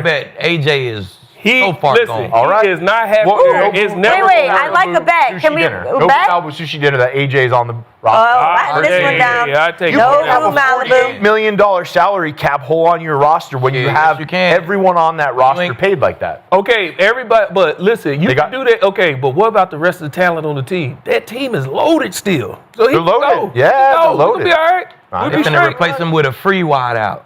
Well, Straight. True. With a So- free wide out. Yes. majority of the guys are saying fire AJ Brown, and I will agree with this because look at you guys have 8 All-Pros on offense, and on the other side of the ball, we've got Kyle Shanahan and just a unit, right? You have DeMarcus Robinson was our wide receiver 1 yesterday. Yeah. It's like these are not big names, No. but they're making things happen because they have camaraderie and they have Kyle Shanahan. So, Yeah. Gerald, I do want to ask, did Kyle Shanahan prove yesterday that he's the best coach in the NFL? Oh, I think Kyle Shanahan should be the coach of the year. Woo! Everything that they went through, injury after Yeah. injury after The injury next man after up. injury. Next man up. Quarterback is out, next man up, and they found a way to get into the playoffs. Not just get in the playoffs. We had double-digit games. It was rare where you seen them where you like, dang, they just don't look. They was in all these games. Seattle was number 1 seed. They went up there opening day. They beat them. They had a chance to beat them at home. They kept that game close. All of these games, Kyle is showing that it's about the culture. It's about taking who I have and figuring out how to make that work. Making He that has best. plug-and-play systems. Salah, he should be up great. for another head coaching job. Yes. What he's Oh, been able no, to but do with don't this take it. defense. Yes. And to like, man, hey, listen, I just get whoever, but it's the system. I forget what game it was. We all came in here the next day and was like, man, that San Fran team, the defense was just flying around. Yeah. I forget Yeah. what game it was. We was like, man, who are these Yeah, dudes? prime It's against And the they- Rams. Yeah. Yeah. They was just, I'm like, Yeah. yes, Yeah. Kyle Shanahan, he showed who he is as a coach because a lot of times we were looking at like the 2019 team, loaded with talent, offensively, defensively. Then they come back in the playoffs. And every time he's in the playoffs, he's going to the AFC Yeah, he's going to the Yeah. This is what he's doing. Yep. But this year, when you're looking at what he had, you say, well, man, the 49ers just every week. Like, man, how the 49ers got 6 wins already? How they Yeah. got 7? How they got? Say, Coach, Kyle Shanahan, he know how to win games. When Kittle went out, I'm pretty sure every 49ers fan was like, There's- all right, here we go. And they won that game. Yes, Yeah. figuring out how to. Christian McCaffrey is highly talented. He's highly skilled.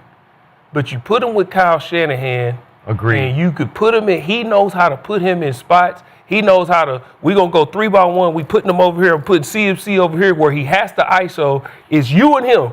That guy can't guard. He just knows how to coach football, man. So, yes, Kyle Shanahan, it was a toss-up.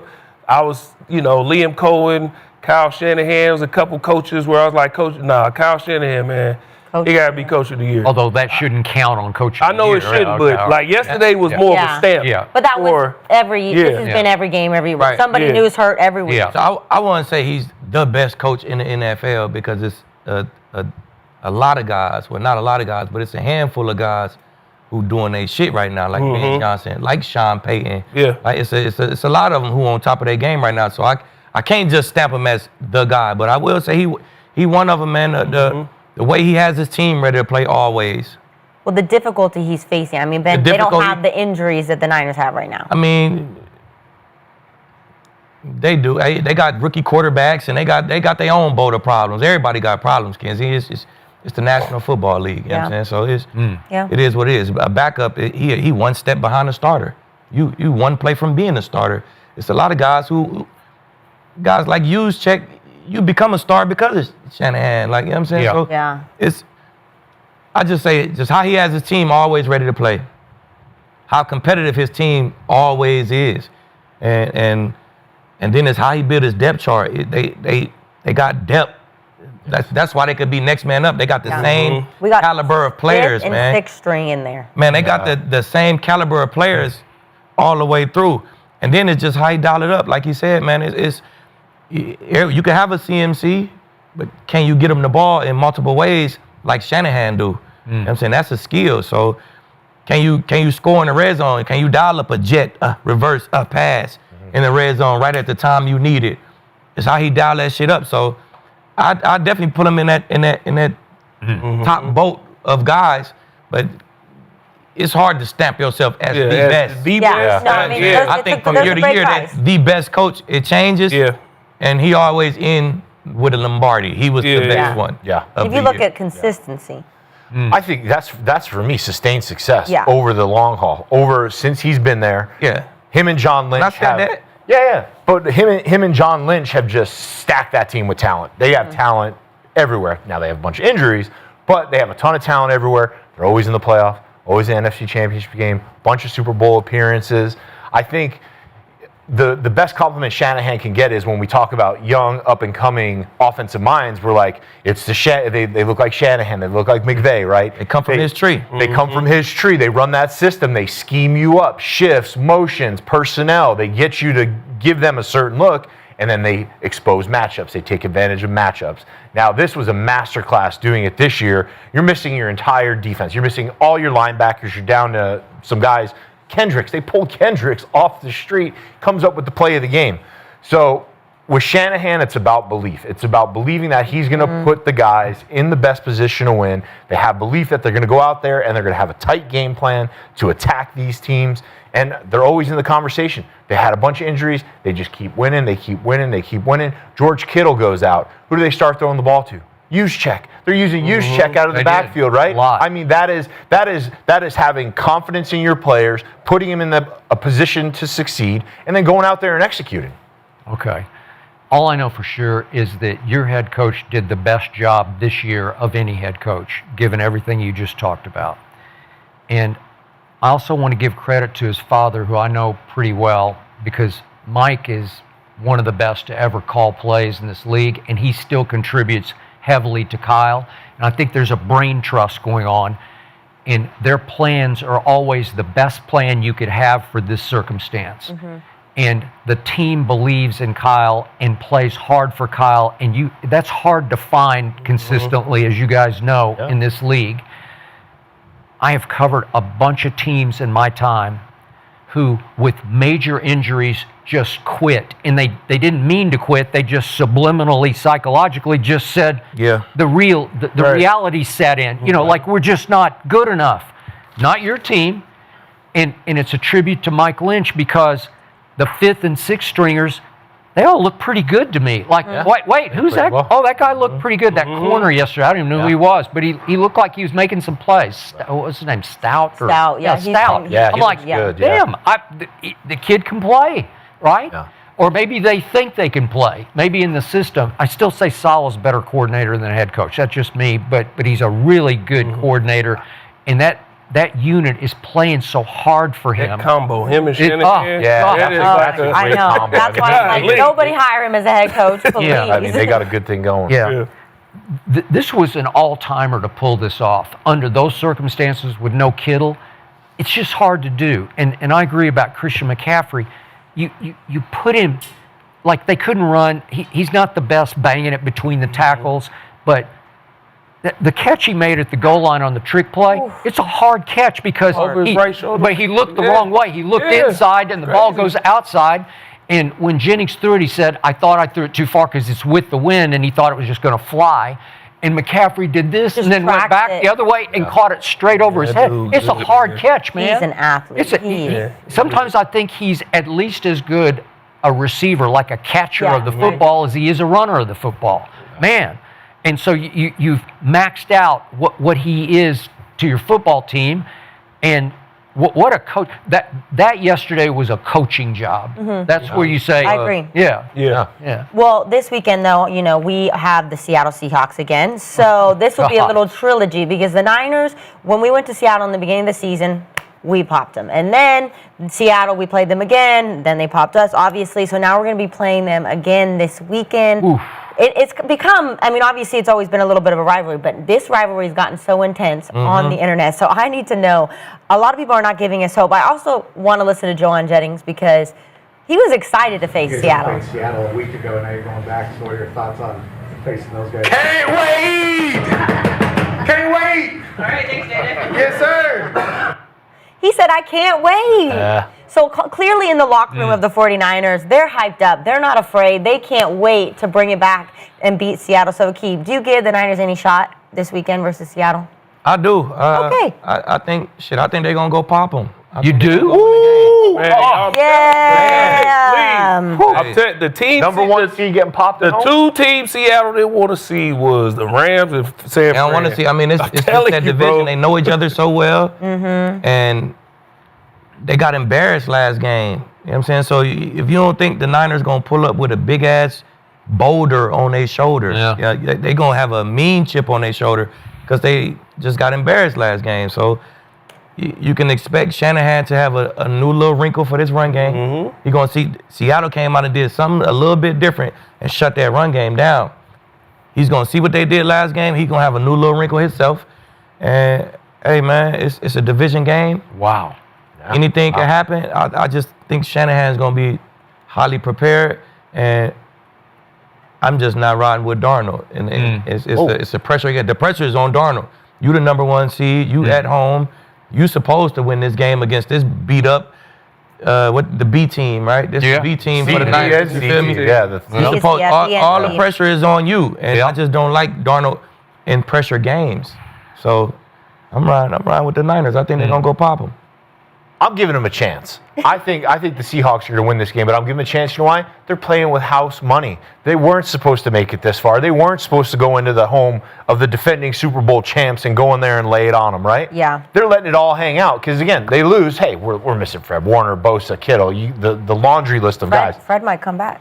Fred might come back, but I think I like their chances because it's like, fuck it. We're here. We're in the playoffs. Let's make some noise. These are our division guys. We just talked about division games matter more. You know those guys the absolute best. You prepare for them for 2 whole weeks during the season. You know them in some areas better than they know themselves. So I give them a chance. They're playing with house money. Let that shit ride. But I think the Seahawks with that defense at home get the win. Gerald? Yeah, I'm with Lee, man. I'm going 49ers. The first game they won 17-13. The second game they lost 13-3 with an offense that averaged 30 points. That's it. And some fluke plays. That's what I'm saying. That's a lot, man. They know them. They know them. Like and again, what do you call them? Same. Yeah. Same Darnold. Same Darnold. Like Darnold. He got to show me. he got to show you, man. Like, listen, when you got a team that's believing like that, that's coached as well as they are, again, every time Shanahan touched the playoffs, he's in the NFC Championship. That is experience. They know how to win these games. They know what they're doing. Yes, I give them a chance, not just give them a chance. I'm with Lee. I got the 49ers, too. I would like to bet you guys on this game and bet on Seattle, but I can't because of Sam Darnold. That's the X factor. Well, I did kid you to start the show that the Seahawks should win this game by 3 touchdowns. They're 7.5-point favorites at home, and they are because your team totaled against them in a game for the 1 seed in the regular season, which I couldn't even believe Kyle got you in the game for the 1 seed at home. You had a home game to win the 1 seed. It's I said, where'd you come from? How'd you do this? Right? You just sort of popped up out of nowhere with all those injuries. So you had 173 total yards against that defense at home in a game for the 1 seed. You went 2 for 11 on 3rd down. And yet, same Darnold and company went 0 for 3 in the red zone, or you would have gotten blown out. So it was, 13-3, and it should have been like 30-3, but they couldn't cash. And he had a QBR of only 37. Brock had a long, hard game. He was 23. But the reason you have a chance, I'm still going to pick Seattle to win this game just because of their defense, but the 2 reasons that you have a chance are same Darnold in a big game, and Seattle at home. You guys always say it's the hardest place to play, right? Haven't played well. But they haven't, under Mike McDonald, they haven't been dominating at home. They just go kill people on the road. You want to talk about road warriors? Yeah. They go destroy on the road. Wherever they go to Charlotte and Carolina, they just crush them. Like it's not even close. It's always a mismatch on the road, and it was a mismatch at your place. But I can't forget game 1 of this year. Brock threw it to the backup tight end for the walk-off touchdown at the end of the game, and he hurt his toe, and then he was gone for whatever it was, 5 games.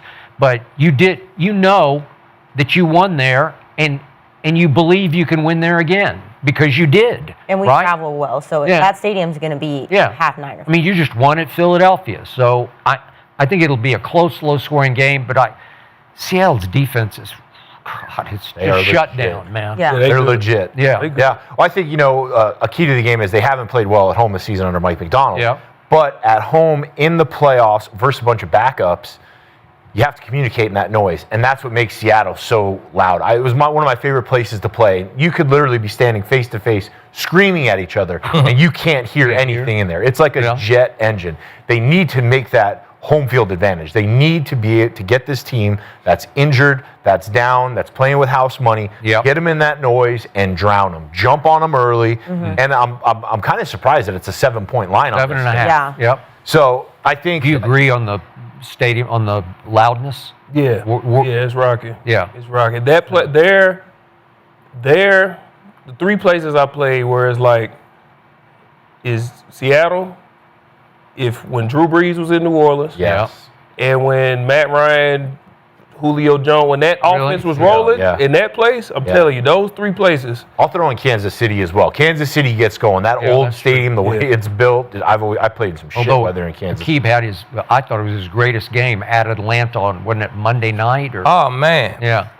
Tell me about it. Hey. She was like, I love hearing that. Crazy. What'd you do in that game? What'd you do? Tell us. I just strapped Julio. Big Strapped Julio and Roddy White same game. Julio tapped out, so I went to guard Roddy White. They started coming back, not because of me. They started coming back, so Julio came back in. I went back on Julio. Strapped him up some more, you feel me? Didn't you pick it on the back line of the end zone? No, I didn't pick it. I broke it up for the game. That was for the game. Okay. Break up. I had to pick that game. I'm talking about I had like 5 pass breakups to pick. You know, It was a game. 5 pass breakups to pick. Game winning pass breakup. Yeah. I was going crazy that game. You know why he says that? Division game. Division game against Atlanta, right? Yeah, when they were rolling this loud. tell you, man. Division games matter more. They do. Yeah. So what was your toughest place to play then? You think Foxborough's hard? Oh, yeah, I'm telling you, Foxborough, man, my loudest game I ever played in was in New Orleans. Rams versus the Saints playoff game. That was how we was face to face. Like, bro, how can't you hear me right now? He's right here. Oh, that New Orleans game. That was the loudest game I ever played in. Besides that, Foxborough, Kansas City. Okay. It's nothing louder than those 2 spots to me. Wow. All right, yeah, we'll see how this weekend goes. 55% of the chat is riding with the Seahawks, so it's pretty split. But I love the luck of Skip picking the Seahawks, so I really appreciate that because that just feels good for my boys, you know? Okay. But let's get to Superman, because Superman brought out his cape once again. The Buffalo Bills go to Jacksonville and win their first road playoff game since 1992. Allen finished with 306 total yards, 3 touchdowns, and Aqib's favorite stat, the WIN. Josh has been in these spots before and knows what it takes. So this is him after the game to his guys. We stay here. We don't fucking blink, all right? We get one more. That's the reward for doing what we did today. We get one more. Now we got to go earn it again, all right? Love y'all, boys. Hey, now you see that? Yeah. Now you see that? That's a nice veteran quarterback who know I can't put no Kool-Aid drinking on tape. No. You know what I'm saying? I'm not going to put it on tape. I can do what the fuck I want to do in the car, at home. I won't put no Kool-Aid drinking on tape. So that's a vet, man. I'm telling you. That's how I'm supposed to look right there. I'm telling you. No cheese graters and No. none of that shit. No. Yeah, so they get one more, just like he said, and that one's going to be at Mile High against your Broncos. Yep. So that's going to be... Leaves going in to get the boys fired up. Yeah, man. He's headed into Denver to give flying them a there. pep talk. Like, yeah, we won this shit. Come on, y'all boys, go get this shit. We going to get it together. Yeah, so Skip, I need to know, does Josh Allen have enough to go into Mile High and beat the Broncos? Josh Allen has enough to go win the Super Bowl. That's what he has enough of. Woo! They have Superman, and Denver does not. Mm-hmm. So you have gloated all year about 5 fourth-quarter comebacks, Bo Nix and company, and now Josh Allen and company have 5 fourth-quarter comebacks to be your antidote. Yep. The game I watched yesterday was a battle. It was a hot team. You could argue it was the hottest team in the NFL. loud crowd. I don't know if you guys played at Jacksonville, but it sounded on TV like really loud It did. yesterday Tough at place to Jacksonville. play, yeah, for sure. Tough Ain't gonna place be that to mile play. high. Yeah, okay, I got it, and you're right. But yesterday, I watched Josh Allen on a sore foot tweak his knee and have to go in the tent, then have to go in the tent again for a potential concussion, then hit his hand on a helmet and had to shake his hand out the rest of the game. And he never flinched. And in the fourth quarter, he went 9 of 11 for 103 yards against a really opportunistic defense that led the NFL with 22 interceptions this year. And he did not turn the ball over one time. And the play of the game for me was the throw that he made with Devin Lloyd coming completely unblocked on a blitz in his face, where Josh just said, I'll take the shot right in the kisser. I'll just hit me right in the jaw. And I'll throw it off my back foot, and it was Caleb-esque, if you will, and it went 36 yards to Brandon Cooks, who's starting to make a difference for them as a little receiver who just knows how to play, and he's been all over the place, and he's been to New Orleans, he's been with Tom, and he's been with Dallas, and he's Been with everybody. He's been with everybody, and he just knows how to get open and make plays. And they sucked it up and won that game. They lost Jordan Poyer to a hamstring, and they didn't have Bernard, who's a really good player, and I don't know about their status for next week. But that defense continues to impress me because it's classic bend but don't break. It'll give up yards, it'll give up rush yards, but when it's time to make plays, somebody makes a play. And that young safety back there, Romo was just screaming about him yesterday, that Cole Bishop. He makes plays. He knows how to play, and he's always at the right place, right time, around the ball with hands on ball. And he's the one who cradled the interception off the tip at the end of the game. I just like the way they're playing. They're a 1.5-point favorite at Mile High because Vegas knows they're legit, in large part because they have the best player left in the tournament right now in Josh Allen. You done, Skip? You've been, Yeah. you've been having. You want to go? Go ahead, because he's your boy. I'll go. I thought Josh Allen looked good. Just good. Yeah, he ain't do much. He didn't do much with his legs. He had 30 yards or so. You know what I'm saying? Beat all to hell. Push Yeah. touchdown. Yeah. All right. But I thought he did a good job sitting in the pocket throwing the ball around. You know what I'm saying? It was solid. The defense played well. They gave up a lot of points. They let him go 3 or 4 in the red zone. Yeah. They created 2 turnovers, though, like you said, right? So I thought it was good. But I tell you what, Skip, we ain't prepared for the Chargers that last week. We already knew the Chargers. We knew y'all tanking. Y'all ain't playing nobody. We finna give y'all a 7-play offense and a 7-play defense. Our base game plan, we'll win a game like that. We've been getting ready for this game for a few weeks now. I You know what I'm saying? understand. We knew who was coming to town. Yep. We've been getting ready for this game for a few weeks now. No Skip. So excuses. No excuses. All right. I never got no excuses. And before I ride with a Superman quarterback or a Thor running back or a Spider-Man receiver, I'm going to ride with a motherfucking defense. We got the best defense in the league. It's going to be rocking in Mile High. And the table couldn't be set no better, Skip. Home underdog, Skip. We love that underdog role. That's how, if you ever want to fire a motherfucking team up, make them the underdog. Yeah. I Just agree. put them as the I agree. underdog. You know what I'm saying? And see what that do to the building. You know what I'm saying? So, hey, we'll see. We're going to be ready to go. We want that get back. They came in there. They looked at us last year, beat the shit out of us last year, right? Sent They us did. home. Sent us packing. It was in Buffalo. We've been getting ready for this game since last year. You know what I'm saying? So, hey, I'll be there. Go ahead, Rich. Getting them going. I mean, there's no player in the NFL more important to the franchise than Josh Allen. He is the end-all, be-all for the Buffalo Bills. And yesterday, he took a beating.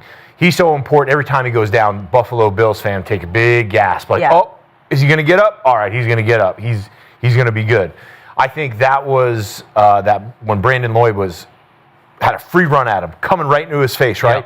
And he's throwing the ball to Khalil Shakir, Brandon Cooks, Keon Coleman, Dawson Knox.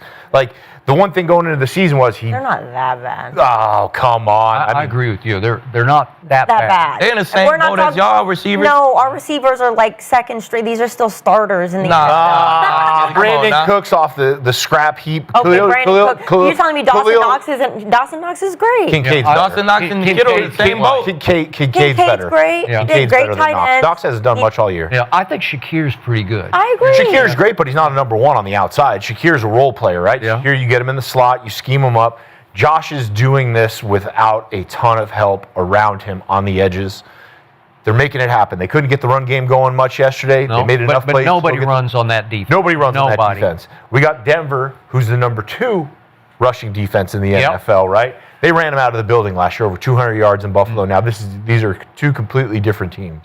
But every time Josh Allen, I've said this a lot this season, every time Josh Allen is on the field, the Buffalo Bills have a chance to win, and this is setting up great. Denver's coming off a bye. Sometimes those number 1 seeds don't react to that week off. You know, maybe a couple guys went down to Cabo. Yeah, we did. We reacted fucking great. But yeah, You were bonding in Cabo. I We think didn't go to Cabo. We was in the building.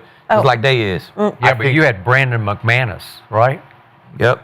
I love it. Oh. I love it. I love the shot. Matter of fact, 13 for 13. Yeah. I love it. I love it. It sets up great. I mean, this is a premier matchup of the weekend, right? I think for me, this is the game of the week, right? We got Denver at home. Buffalo had to just go down to Jacksonville, gut out a win. Josh Allen barely walked off that field. Now they got to go on a short week to Denver, which is tough to play in, Mile High, but it's going to come down to the fourth quarter, and it's going to come down to Bo Nix and Josh Allen. And if I got to take my guy, I'm taking Superman, number 17, to go down, lead them on a game-winning drive, and get the win in Denver. Well I said it before. What you need to beat Josh Allen is you need a athletic, fast D-line like Philly had.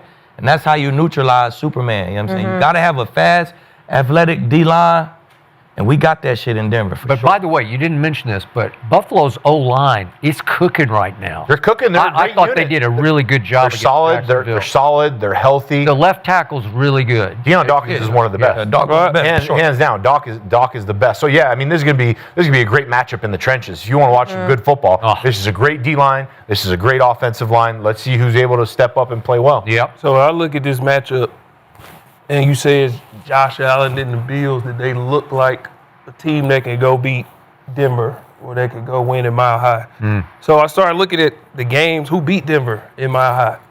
Jacksonville. Okay. So I went back and looked at that game, and I said, well, okay, what was enough to win in Mile High? All right. Number 1 rush defense was Jacksonville. Who's number 2? Denver. Okay, so yesterday against Jacksonville, they had 79 yards, right? Buffalo.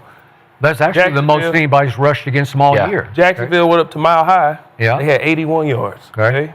Right? We're talking about teams who won. Trevor Lawrence Okay. was Superman that game. He did. Listen. Yeah, and he fell apart yesterday. Hear me out. Yes. Yeah. So 3rd and 4th down, Jacksonville versus Denver. Yep. Over 50%. Mm-hmm. Buffalo yesterday, over 50%. They were. Yep. 3 or 4 in the red zone. I'm talking about stuff that can beat Denver. 3 or 4 in the red zone versus a really good defense. Yesterday, Buffalo. 3 of 3 in the red zone. Okay? The run game, Trevor Lawrence added into it. Yep. But now you got Superman, who you're adding into it. So you go to the other side. You say, well, Bo Nix was cooking. He had 300 and something whatever yards versus Jacksonville's defense. The difference in this group is this is the number 1 passing defense in all of football. So then it's going to come down to him versus him. I'm a believer in Bo Nix. I'm just more of a believer in the other guy. Yes. But they do have a phenomenal D-line. They do. And let me say this to the NFL before I continue. Nick Bonito not being an all-pro on first or second team is the robbery of the season. We went from him being a defensive player of the year candidate to not even being all-pro. So I just had to stick up for my guy because he earned the right to be an all-pro.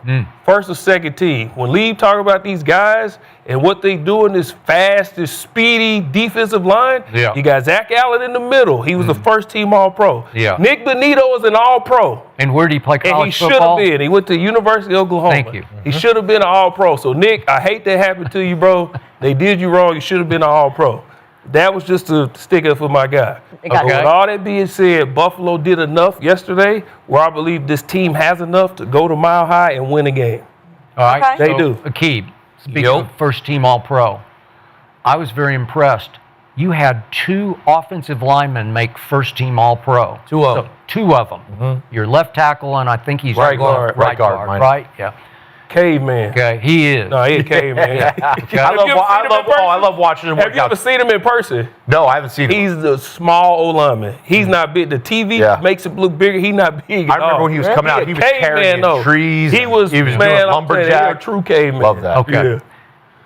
It's a short week for Buffalo. They got to fly and fly. Josh Allen's beat all to hell, so you should probably be favored in this game. I just don't think you're going to win the game. But all the advantages, all the big picture advantages should be with you coming off a bye, completely rested, completely healthy, having prepared for Buffalo for 3 weeks and going vanilla against the Chargers in your last game. It's all advantage Denver. You got everything on your side in this game except Superman. You guys did have a bet. It's not obviously the AFC Championship, but I do have in my notes, you guys had a bet, Broncos versus Bills for the AFC Championship. Are you guys going to bet on this game, though? I know it's not the championship. Let's go. You guys are betting, right? This, There's money going down? Or? Right, Skip? Action. Give me a little action. Skip look a little nervous, like he thinking about it. Nervous. I don't got shit to think about. I don't need a spread. I don't need none of that shit. Ooh. Sounds like you're drinking like gallons of Kool-Aid, right? My job. Lots of Kool-Aid, That's right? my job. That's all I do. I've been drinking the Kool-Aid since we started this shit, right? I told y'all. Yep. All I'm saying is I've been sitting up here telling y'all. I told you how many games the Cowboys was gonna win. Yeah. I told you the Jacks was gonna get their ass popped because them win streaks is over with. Houston gonna get their ass popped. I know we finna get to that. And the Broncos is going to the chip. They finna send Superman ass home, baby. I'm telling you. Oh, I know. Nobody So riding what's no the shit, bet? man. What's the bet? What are we Everybody riding no shit. Listen, another Ride thing with to number look one at defenses, is all man. of that zone they play. Jacksonville plays dang near the same amount of zone. Yeah, they did And a lot. they picked it apart. I'm just saying. Yeah. Josh Allen did. That zone, come on, bring the zone This is on. gonna be a Is tight. Man, who the This Jacksonville thing, man. corners, bro? Do they got Pat? Speaking of They don't Jacksonville, got Pat, bro. Man, we ain't Jacksonville. Jacksonville defense is not in the same bed with us, bro. What the They have fuck? the number 1 rush defense. And I don't give a fuck about none of that. We got They the number second, two. and they were We second got the in number takeaways. 2. And we got real DBs. And they were second in takeaways. Well, We got real wait a DBs. second. Jacksonville led the league in interceptions with I don't give a fuck about none of that. We got a real Oh, defense. okay. Yeah. We got a real defense. All right, you gonna see. You gonna see. You know what? You know what's funny? You guys got Surtain, right? He shuts down a number 1. Well, Yeah. Buffalo doesn't have a number 1. But Shut down the whole side. I know. Yes, yeah. I He's know. gonna With shut down. DBs, when you don't have a number 1, we just shut down the whole side. know. You know what I'm Is he- saying? what- is And he we gonna- rotate all the coverage over there, and we make you throw it at him. So you still shut down. They're gonna have Surtain so take Shakir away. So I know. They gonna have to take the side away. What gonna do? about You gonna offensively? throw into all the rest of the zone. Everybody else in the zone gonna be rotating. They gonna draw it up. Offensively, it's on Bo Nix. It is on the great. They got a great Bo offensive Nix line really up gotta show front. up. They're playing well. They got to establish a line of scrimmage because Buffalo's got a bunch of D tackles. We won't have it no other way, man. But wait, got- is it a dinner or is it money? What's on the line Nah, here? Skip don't bet money, straight dinner. Dinner? All right. Sure. Dinner for the boys. Yeah. I love Sean Payton, but he can't play this Saturday. Last time I checked, He could can't prepare, play. though. Okay. We love Kyle we love doesn't Shanahan, but he either, don't play. Yeah. All right. Well, 55% of the chat is riding with the Bills, so that's pretty split. And I'm gonna back up Aqib here. I'm going with the Broncos as well, just so you know. But let's Good. look at like one it. game we haven't talked about because everybody thought the Rams and Panthers game was going to be an absolute blowout, and it was a game in Carolina. So the Panthers gave the Rams everything that they could, but Matt Stafford showed up when it mattered most and led the Rams to a game-winning touchdown in the final minute. So, Richie, did you gain or lose respect for the Rams in that game? I gained confidence for the Rams in Yeah. that game because it came down to that final drive, and they look calm, cool, collected. They look composed. They did. You know, McVay is one of the best play callers in the NFL. You got Stafford playing at an MVP level. I think if you take a apples to apples comparison in the first playoff game against Drake May, Stafford looked better. But it was methodical. There was no frantic. You know, you saw some games yesterday get down to the wire and quarterbacks freaking out about the play calls and teams having to take timeouts because guys aren't lined up right. They looked like killers. They knew what they had to do. They went down that field, and that throw to Colby Parkinson was a dime. To trust a tight end like that with great coverage to put the ball up and make that catch, I got a lot of confidence in the Rams. I think that pass rush is elite. They hounded Bryce Young all day, and get the ball back to Stafford and the boys. They're going to go down and score. Okay. I'm with Richie. I gain respect for him, man. I can't lose respect for you because you didn't cover the spread, because they only made the spread so they could balance out the books. Like, who cares about the spread? You traveling to the East Coast to play a team in a tough atmosphere who already beat you. You know what I'm saying? They match up well against you. They already beat you, and you came out with a dub. Shit. Well, you call this a blowout, right? 34-31. Yeah, I gotta give a prediction. Oh my God. I give a prediction. I ain't get the prediction right, but I got the dub right. You know what I'm saying? I definitely knew the Panthers weren't gonna win the game.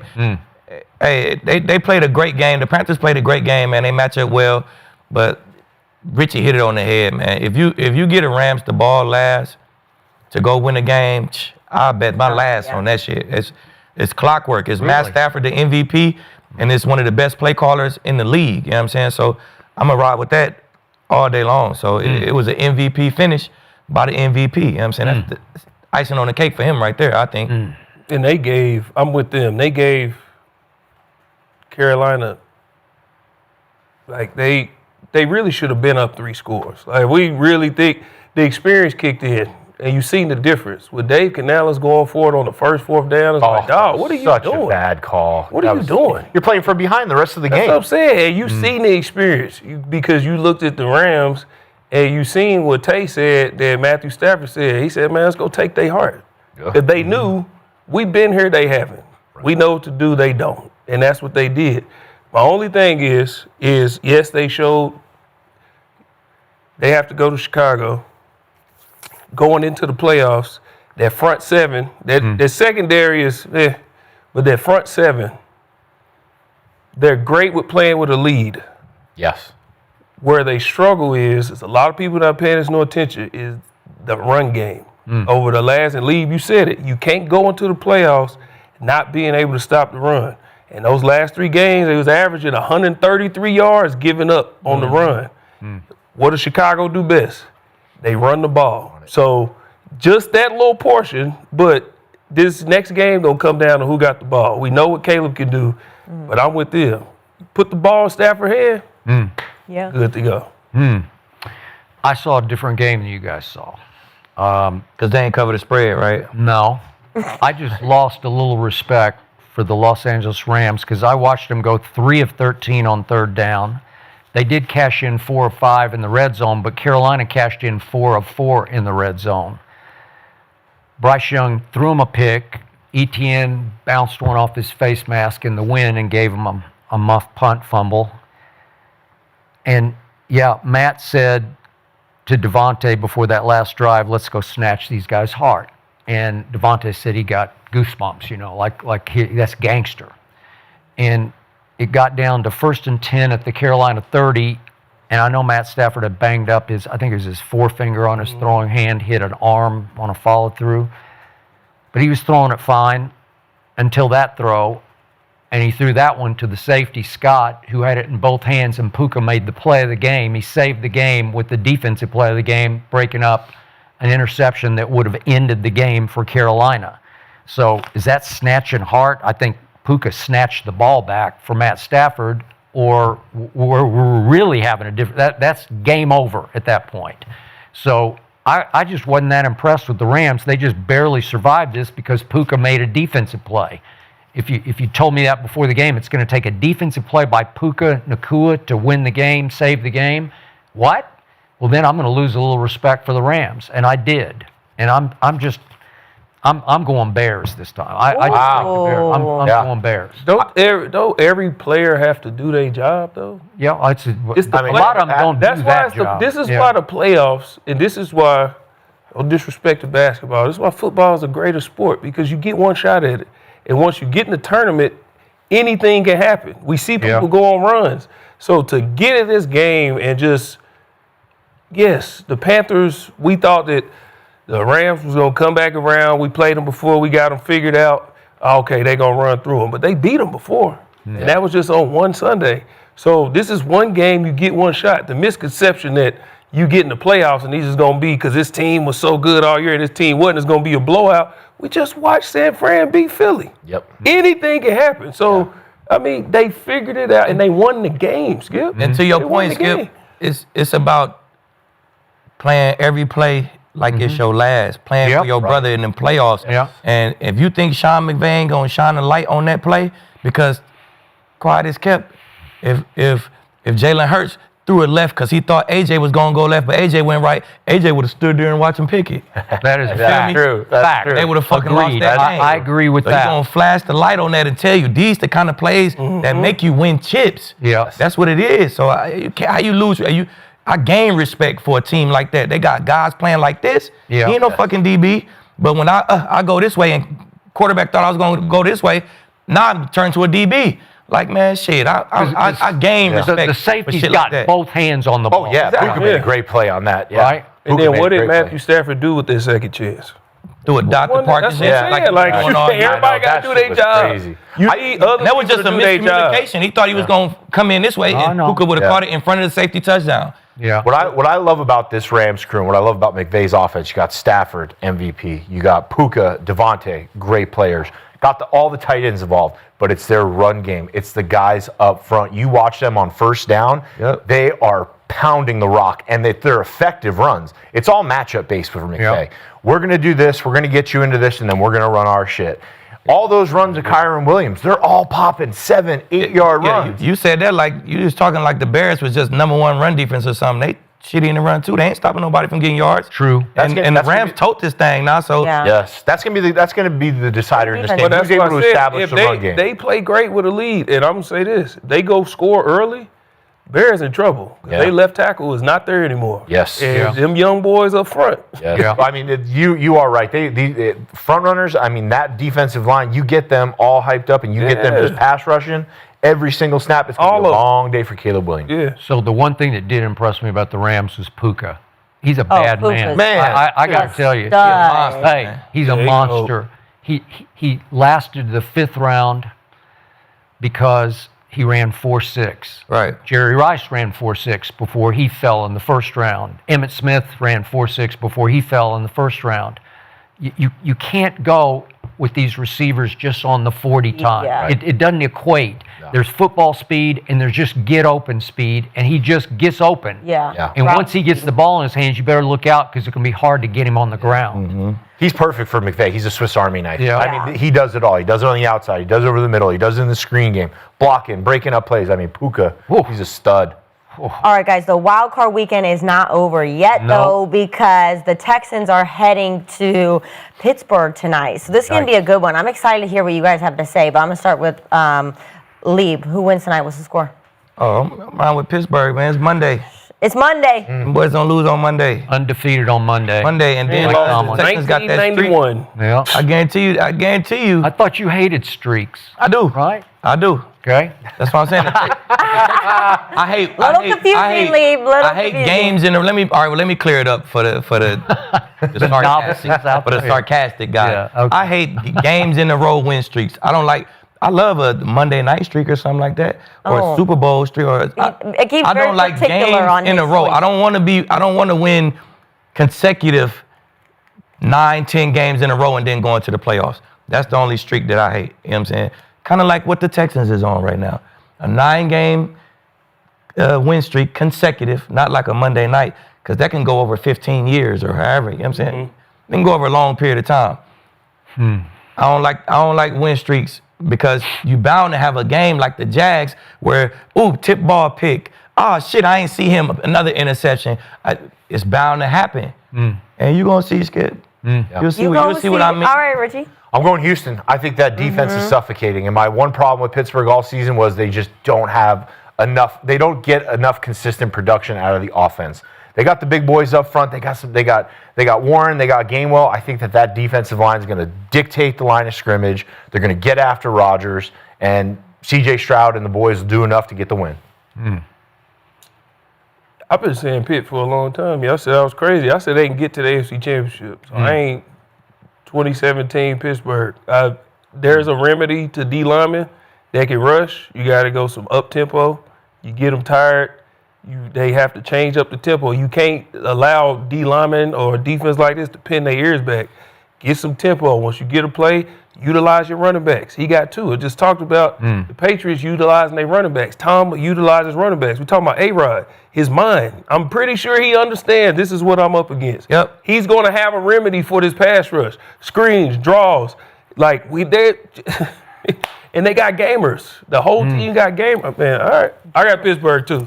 I've been saying it for weeks. I got Pittsburgh. Interesting.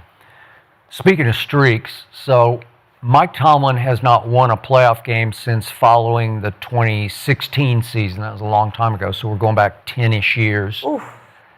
And they did win a couple of playoff games. They won at Kansas City with Alex Smith at quarterback. It was the fateful Antonio Brown goes live on IG. Do you remember this after the game in the locker room? That was the last time that Mike Tomlin won a playoff game. Then they had to go up to play at Foxborough. So we started their losing streak, huh? Were you there on that night? Of course. Yeah, that was your year. And I'm looking chip that year. at Mike Tomlin's playoff record.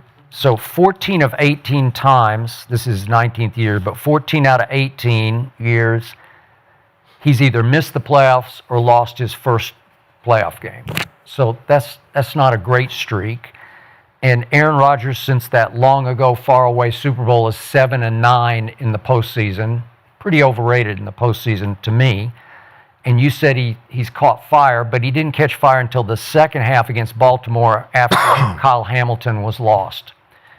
So all I know is that Pittsburgh defense, every time I looked up against Baltimore, there was a bust happening. And I'd say, what was that? What was that? And what was that? So you trust in that tonight? Are they going to clean that up and play solid against? Because I think CJ. Against what? You trust solid CJ against what? Stroud? CJ and Nico You can make trust CJ Stroud? They can play solid against what? The Houston Texans offense? And those trust- Iowa State you trust receivers. CJ Stroud I in do. that offense? I do. Yeah, I've watched him win playoff games before, and I just think they can. It'll be low scoring.